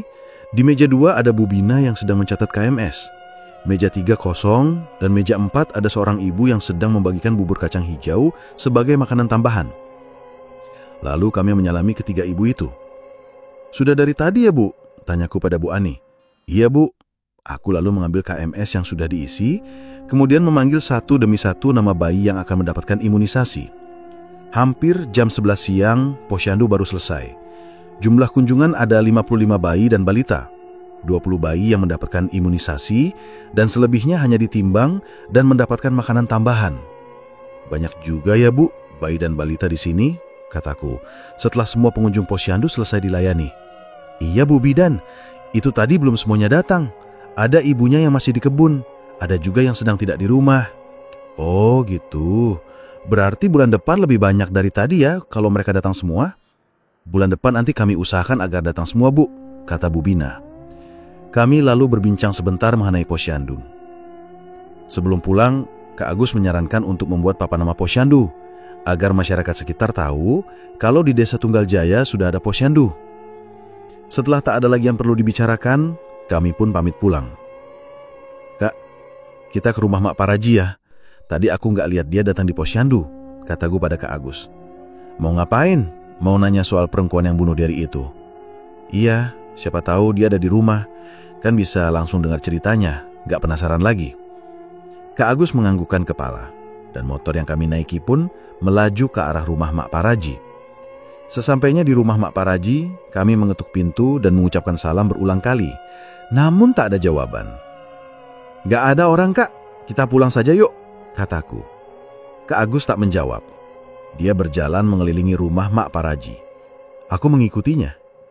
Di belakang rumah kami melihat ada orang yang sedang mencari rumput. Lalu kami pun menghampirinya. "Ibu, maaf, Mak Paraji kemana ya?" tanya Kak Agus. Ibu itu menghentikan pekerjaannya. Ia memandang ke arah kami. "Gak tahu ya, Pak. Rumah saya jauh sih dari sini. Coba tanya rumah itu," kata ibu itu sambil menunjuk ke arah sebuah rumah yang tak jauh dari rumah Mak Paraji. "Oh, saya kira ibu yang punya rumah itu." "Bukan, Pak. Saya cuma cari rumput di sini." "Kalau begitu kami permisi ya, Bu. Kami akan tanya ke rumah itu," kata Kak Agus. Ibu itu mengangguk. "Iya, Pak." Aku dan Kak Agus segera meninggalkan pekarangan belakang rumah Mak Paraji. Kami lalu menuju rumah yang dimaksud oleh si ibu pencari rumput tadi. Jaraknya agak jauh, sekitar 100 meter. Sesampainya di depan rumah itu, tak ada juga orang yang terlihat. Suasana sangat sepi. "Nggak ada juga orangnya kayaknya, Kak," kataku.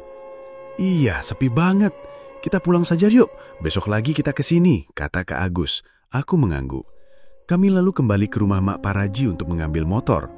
Baru saja Kak Agus akan menghidupkan mesin motornya, ada seorang bapak yang lewat di depan rumah Mak Paraji. Kak Agus lalu memanggilnya. Dia segera turun dari motor dan menghampiri bapak itu. "Pak, maaf, tahu Mak Paraji kemana ya?" tanya Kak Agus. Sama seperti ibu pencari rumput tadi, si bapak pun memperhatikan kami. "Mak Paraji sedang ke kota Beringin Utara," kata si bapak. "Oh, pantas saja seminggu ini gak kelihatan," kata Kak Agus sok tahu. "Pulang nih kira-kira kapan ya, Pak?" tanyaku.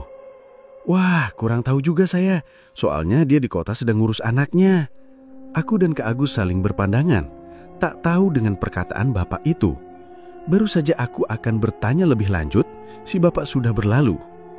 "Apa ya maksudnya Mak Paraji sedang ngurus anaknya di kota?" tanyaku. "Sudah yuk, kita pulang saja. Besok saja kalau Mak Paraji sudah pulang kita tanya lagi," kata Kak Agus sembari menghidupkan mesin motornya. Kami pun akhirnya pulang tanpa bertemu dengan Mak Paraji. Aku semakin penasaran dan tentu saja ingin mengetahui cerita yang sesungguhnya. Sesampainya di puskesmas, aku langsung membereskan semua barang yang tadi kami bawa. menyimpan kembali obat, jarum suntik, dan spuit yang tak dipakai pada tempatnya. Sementara Kak Agus menyimpan cairan vaksin di dalam freezer. "Gimana posyandunya?" tanya Kak Edi. Dia masih berada di puskesmas. Mungkin sengaja menunggu Kak Agus. Sementara Dokter Danis dan Pak Udin sudah tidak ada. Pasti sudah pulang karena memang sudah waktunya jam pulang kerja. "Lumayan ramai," jawabku. Aku lalu duduk di sebelah Kak Edi. "Baguslah, berarti warga desanya antusias," kata Kak Edi lagi. "Iya, tapi yang bikin penasaran gak ketemu," kata Kak Agus yang sudah selesai membereskan cairan vaksin. "Siapa yang bikin penasaran?" tanya Kak Edi dengan mimik muka bingung. Aku dan Kak Agus tertawa. "Mak Paraji, Kak, dia gak ada di rumahnya. Tadi kami ke rumahnya, tapi dikunci. Tanya orang, katanya sudah seminggu pergi ke kota sedang ngurus anaknya," kataku. Kak Edi manggut-manggut. "Memangnya anaknya kenapa?" tanya Kak Edi. "Itulah yang aku penasaran, apa ada hubungannya sama hantu yang selalu kulihat ya?" "Coba tanya Bu Yati saja yang dekat," kata Kak Edi. "Bu Yati juga sama saja, susah banget ditemui, sudah kayak orang penting saja," kataku sambil terkekeh. Kak Edi dan Kak Agus ikut tertawa. "Ini Bu Yati belum datang, Kak?" tanyaku. "Kayaknya belum pulang dia. Pak Udin tadi nitip kunci agar aku yang mengunci puskesmas," jawab Kak Edi sambil memperlihatkan kunci yang sudah diikat menjadi satu. "Oh, aku pulang dulu ya, Kak." Pamitku pada Kak Agus dan Kak Edi lalu berjalan pulang. Di rumah, kulihat Jumina sedang makan pisang Ambon. Ada satu sisir juga di atas meja. "Jum, dapat pisang dari mana?" tanyaku. "Tadi emak kesini bawa pisang. Katanya oleh-oleh untuk Bu Bidan," jawab Jumina. "Loh, Bu Yati sudah pulang? Kapan? Kok nggak ke puskesnut?" "Iya, Bu. Sudah, barusan saja." "Oh, pantes. Mungkin Bu Yati masih capek. Kamu sudah sholat, Jum?" "Sudah." Aku lalu pergi ke kamar, berganti pakaian. Setelah itu, mengambil air wudhu dan sholat. Sore harinya, aku sengaja duduk di teras depan dengan Juminah, berharap melihat Bu Yati di depan rumahnya. Aku ingin memanggilnya, agar main ke tempatku. Namun, hingga menjelang maghrib, Bu Yati tak nampak batang hidungnya. "Jum, masuk yuk. Ditutup pintu dan semua hordeng," kataku. Begitu terdengar suara azan maghrib berkumandang. Aku lalu masuk menuju dapur, bermaksud akan menyalakan lampu. Sementara Juminah menutup pintu dan semua hordeng. Namun betapa aku terkejut saat sampai di dapur. Sosok hantu perempuan itu terlihat sedang berdiri di sudut sebelah kanan. Lemas seketika kedua kakiku. Aku menjurit dengan kuat karena saking kaget. Bergegas aku menghambur keluar sampai menabrak Juminah yang sedang berada di ruang tengah. Melihat aku ketakutan, Juminah mendekati. Mungkin dia juga merasa takut. Aku mengatur napas yang tak beraturan. "Ada hantu ya, Bu?" tanya Juminah polos. Aku hanya bisa mengangguk. "Iya, Jum." Setelah agak tenang, aku mengajak Juminah untuk menemani ke dapur. Hari sudah mulai gelap. Tak mungkin aku diam dalam ketakutan saja. Sementara lampu belum dinyalakan. Kubuka pinggir pintu dapur perlahan dengan jari. Kuamati sudut di mana tadi sesosok makhluk berdiri di sana. Sudah tak ada. Segera aku mengambil 2 buah lampu, begitupun Juminah. Lalu kami membawanya ke ruang tengah dan menyalakannya. "Cepat kamu wudhu, Jum. Gantian, nanti keburu habis waktu maghribnya," kataku setelah selesai menyalakan keempat lampu dan menaruhnya di beberapa tempat. 1 di ruang tamu, 1 di ruang tengah, 1 di kamar, dan 1 lagi di kamar mandi. Juminah lalu beranjak menuju kamar mandi dengan membawa lampu, bergantian denganku. Lalu kami sholat berjamaah. Sebelum menjelang waktu Isya, kami makan. Juminah lalu mengerjakan PR selesai makan. Setelah itu kami sholat Isya dan beranjak tidur. Di kamar, mataku tak bisa juga dipejamkan. Waktu sudah hampir menunjukkan pukul 10:30 malam. Kulihat Juminah sudah tidur dengan pulasnya. Kenapa hantu itu hanya datang di sini? Kenapa tak di rumah yang ditempati oleh Pak Udin atau Dokter Danis? Banyak pertanyaan yang menggelayut di kepalaku tentang sosok hantu itu. Aku makin merasa penasaran. Memang dia tak mengganggu, tapi sosoknya yang menyeramkan telah membuatku merasa takut melihatnya. Malam semakin larut. Udara semakin dingin kurasakan. Berulang kali aku menguap. Sudah merasa sangat mengantuk sebetulnya. Namun mataku tak juga bisa kupejamkan. Aku melihat jam di dinding kamar. Sudah mendekati pukul 10:30 malam. Tiba-tiba aku merinding, bulu kuduk berdiri. Cepat-cepat aku mengambil selimut dan menutupi seluruh badan. Membaca doa yang aku bisa sambil berusaha memejamkan mata. Bu Bidan, Bu, tolong saya Bu. Terdengar sebuah suara, sangat dekat. Aku tak berani membuka selimut. Aku sudah tahu pasti suara siapa gerangan itu. Aku tak mau lagi melihat wajahnya yang menyeramkan.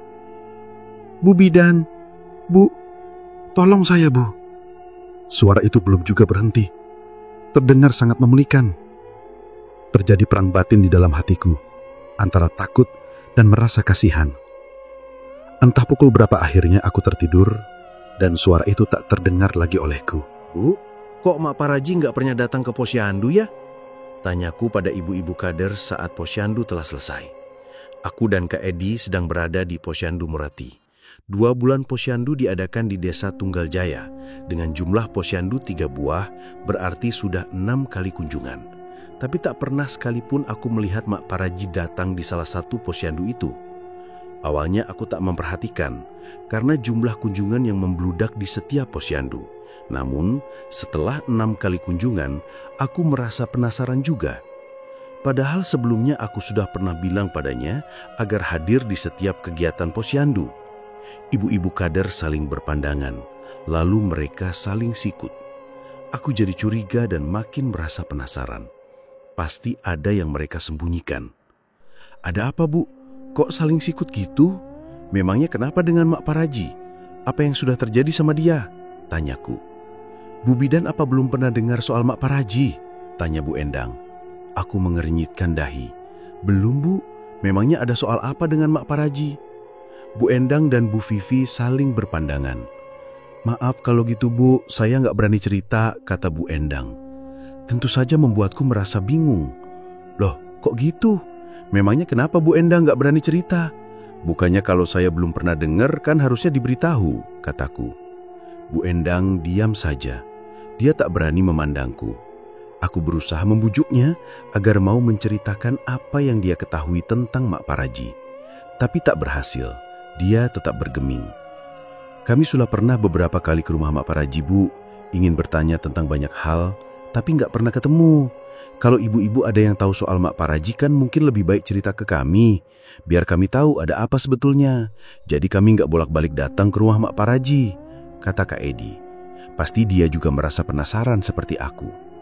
Bu Endang melihat ke arah Bu Vivi, seperti minta pendapat. Tapi kulihat Bu Vivi diam saja. Mungkin dia juga merasa bingung harus bagaimana. Akhirnya aku dan Kak Edi tak lagi memaksa mereka bercerita. Kami mengobrol tentang hal yang lain. Setelah itu lalu pamit pulang. Kak, ngerasa aneh nggak tadi? Tanyaku pada Kak Edi begitu kami sampai puskesmas.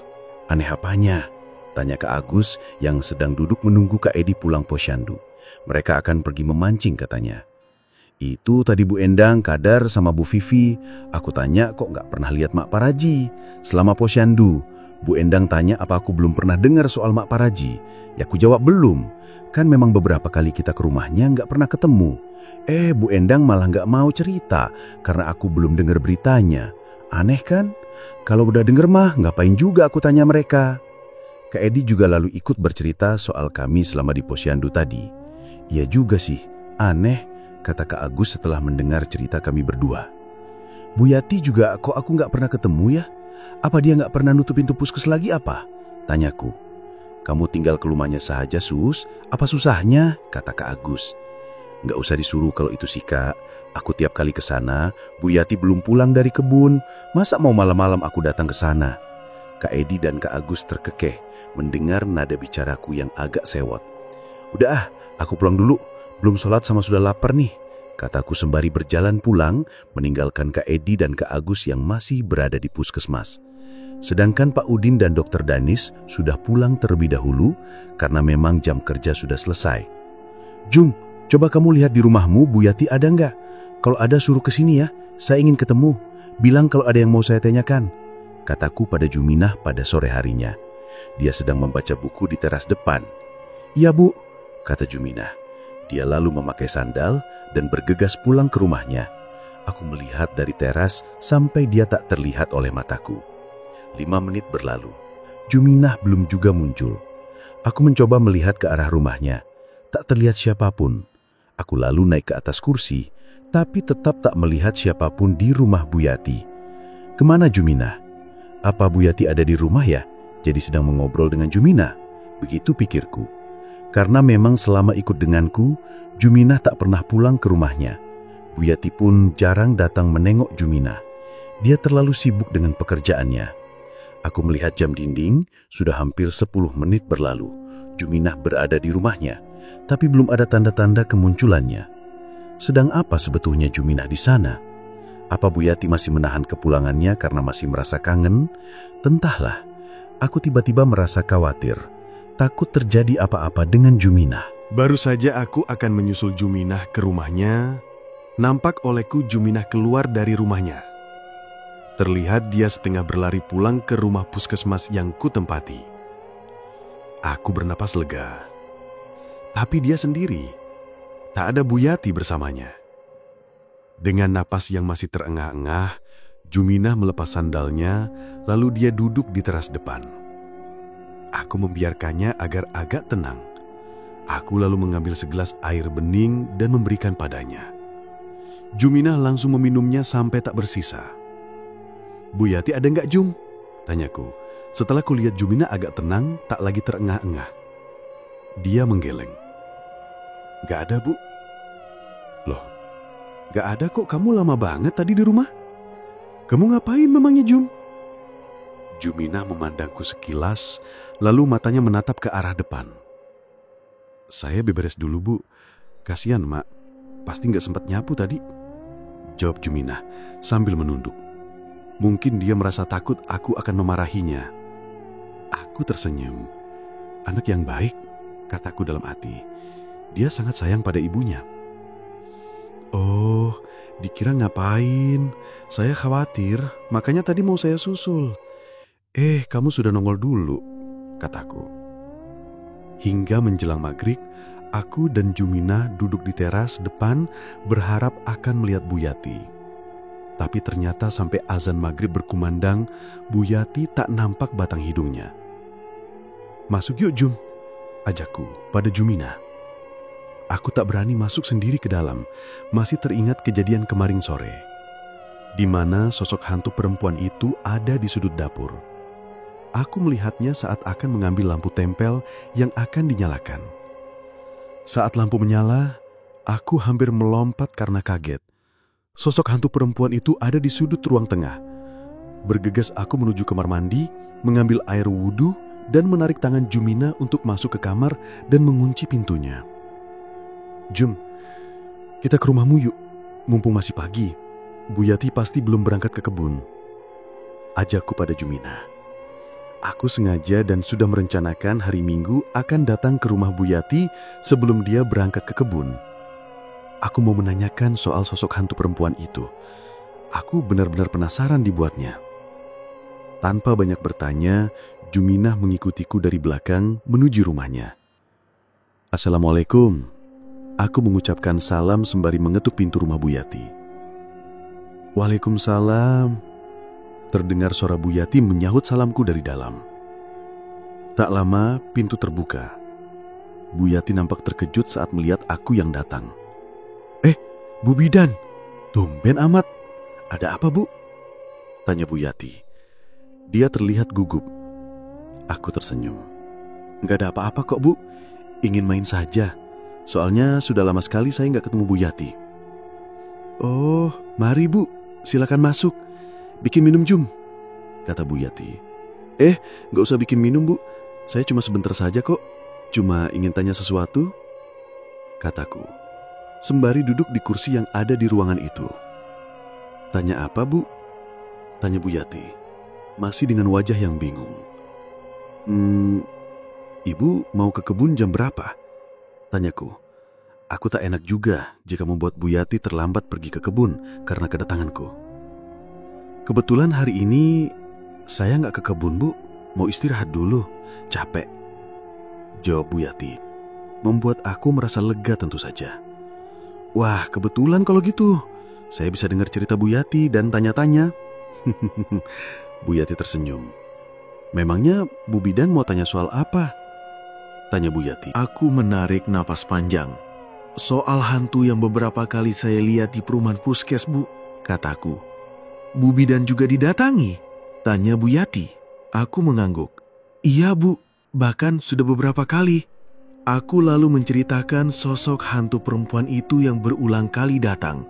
Juga saat aku mengantarnya pulang dan hilang di lokasi pemakaman. Kata Bu Lastri, istri Pak Udin, perempuan itu bernama Lina dan tinggal di sebelah rumah Bu Yati. Malah Bu Yati yang melihat pertama kali waktu dia meninggal gantung diri.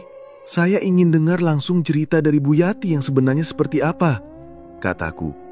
Bu Yati lalu bercerita tentang sosok hantu perempuan yang sering terlihat oleh warga desa Tunggaljaya.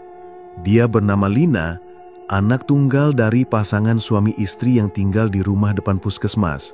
Dia sekolah di sebuah SMA yang ada di kabupaten. Karena jarak tempuh yang jauh, orang tua Lina mencarikan tempat indekos yang dekat dengan sekolahnya. Lina pulang ke desa Tunggaljaya hanya sekali setiap bulan, atau saat libur panjang. Dia tak banyak bergaul, karena memang tak ada teman sebayanya yang bersekolah sampai ke jenjang SMA. Ketika liburan panjang kenaikan kelas 3 SMA, Lina pulang. Saat itu kedua orang tuanya sedang berada di Pulau Jawa karena suatu urusan. Lina menemui Mak Paraji untuk mengurut badannya. Betapa terkejutnya Mak Paraji saat memegang perut Lina, ternyata dia sedang hamil.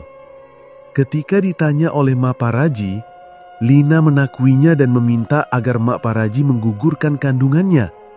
Tentu saja keinginan itu ditolak oleh Mak Paraji. 3 hari dari kejadian itu, Bu Yati menemukan Lina sudah menjadi mayat.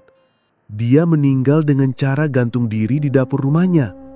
Waktu itu Bu Yati akan mengantarkan singkong goreng dan betapa terkejutnya dia saat mengintip dari dinding dapur. Lina sudah menggantung dengan lidah terjulur. Bergegas Bu Yati memanggil warga terdekat. Beberapa orang laki-laki kemudian menurunkan mayat Lina dan segera diurus pemakamannya tanpa menunggu kedua orang tuanya datang karena khawatir akan membusuk dan menimbulkan bau yang tak sedap. Seperti itu ceritanya, Bu, kata Bu Yati. Astaghfirullahalazim. Aku mengucap istighfar berkali-kali. Tak habis pikir dengan jalan pikiran Lina. Sudahlah menanggung dosa zina, masih juga ditambah lagi dengan dosa bunuh diri. Ternyata bisikan setan sangatlah mengerikan jika kita tak mempunyai iman. Itulah sebabnya dalam setiap kesempatan kita diajarkan untuk selalu berzikir, mengingat Allah, agar kita selalu mendapat lindungannya. Jadi sekarang rumah itu kosong, Bu? Tanyaku. Iya, tapi kadang bapaknya Lina datang untuk mengurus kebun yang ada di belakang rumah. Biasanya sebulan sekali. Terus laki-laki yang menghamili Lina siapa, Bu? Tanyaku. Bu Yati tak segera menjawab pertanyaanku. Kelihatan sekali kalau dia agak terkejut. Mungkin tak menyangka aku akan bertanya tentang hal itu. Soalnya saya heran, Bu. Rumah Lina kan di sebelah rumah Bu Yati. Tapi waktu saya antar, kok dia bilangnya rumahnya di sebelah rumah Mak Paraji? Kataku. Mataku menatap tajam ke arah wajah Bu Yati. Aku ingin memastikan apakah dia berbohong atau tidak dengan ceritanya. Terlihat Bu Yati gelisah mendengar pertanyaanku. Dia tak berani menatap wajahku. Dia hanya tersenyum tipis tapi tak menjawab pertanyaanku. Apakah kematian Lina ada hubungannya dengan Mak Paraji, Bu? Soalnya 2 bulan ini saya nggak ketemu sama dia. Di posyandu cuma nggak ada. Saya pernah beberapa kali ke rumahnya sama Kak Edi dan Kak Agus, tapi juga nggak ada. Bu Yati menatapku, seakan ragu untuk mengatakan sesuatu. Aku harus menunggu beberapa saat sampai kemudian Bu Yati melanjutkan ceritanya. Laki-laki yang menghamili Lina adalah anak Mak Paraji. Awalnya, Mak Paraji mau membantu Lina untuk menggugurkan kandungannya. Tapi setelah Mak Paraji menanyakan siapa bapak dari bayi yang dikandungnya, Dan Lina bilang kalau bapak dari bayi yang dikandungnya adalah anak Mak Paraji. Mak Paraji tak bersedia lagi membantunya. Bahkan saat Lina meninggal, Mak Paraji yang melapor ke pihak yang berwajib dan menceritakan semua kejadian yang dia ketahui dari cerita Lina. Sekarang anak Mak Paraji sudah di penjara, Bu. Makanya Mak Paraji sering ke kota untuk nengok anaknya di penjara, Bu, kata Bu Yati mengakhiri ceritanya. Aku menarik napas panjang. Akhirnya terjawab sudah rasa penasaranku selama ini. Keesokan harinya aku kemudian menceritakan apa yang baru saja ku dengar dari Bu Yati pada Kak Edi dan Kak Agus agar mereka tak lagi merasa penasaran seperti aku pada awalnya. Sama seperti aku, mereka merasa kaget tentu saja, karena tak menyangka ternyata ceritanya seperti itu. Sejak mengetahui siapa perempuan yang sering menampakkan diri sambil tertawa cekikikan, aku tak begitu lagi merasa takut. Meskipun selama aku menempati perumahan dinas puskesmas, sosok itu masih saja menampakkan diri. Selama 6 tahun aku menjadi bidan desa dan tinggal di Desa Tunggaljaya. Karena saat masa ikatan dinasku selesai, instansi terkait tak memberiku izin pindah sampai ada bidannya menggantikan, Jumina ikut denganku pulang ke Bandung.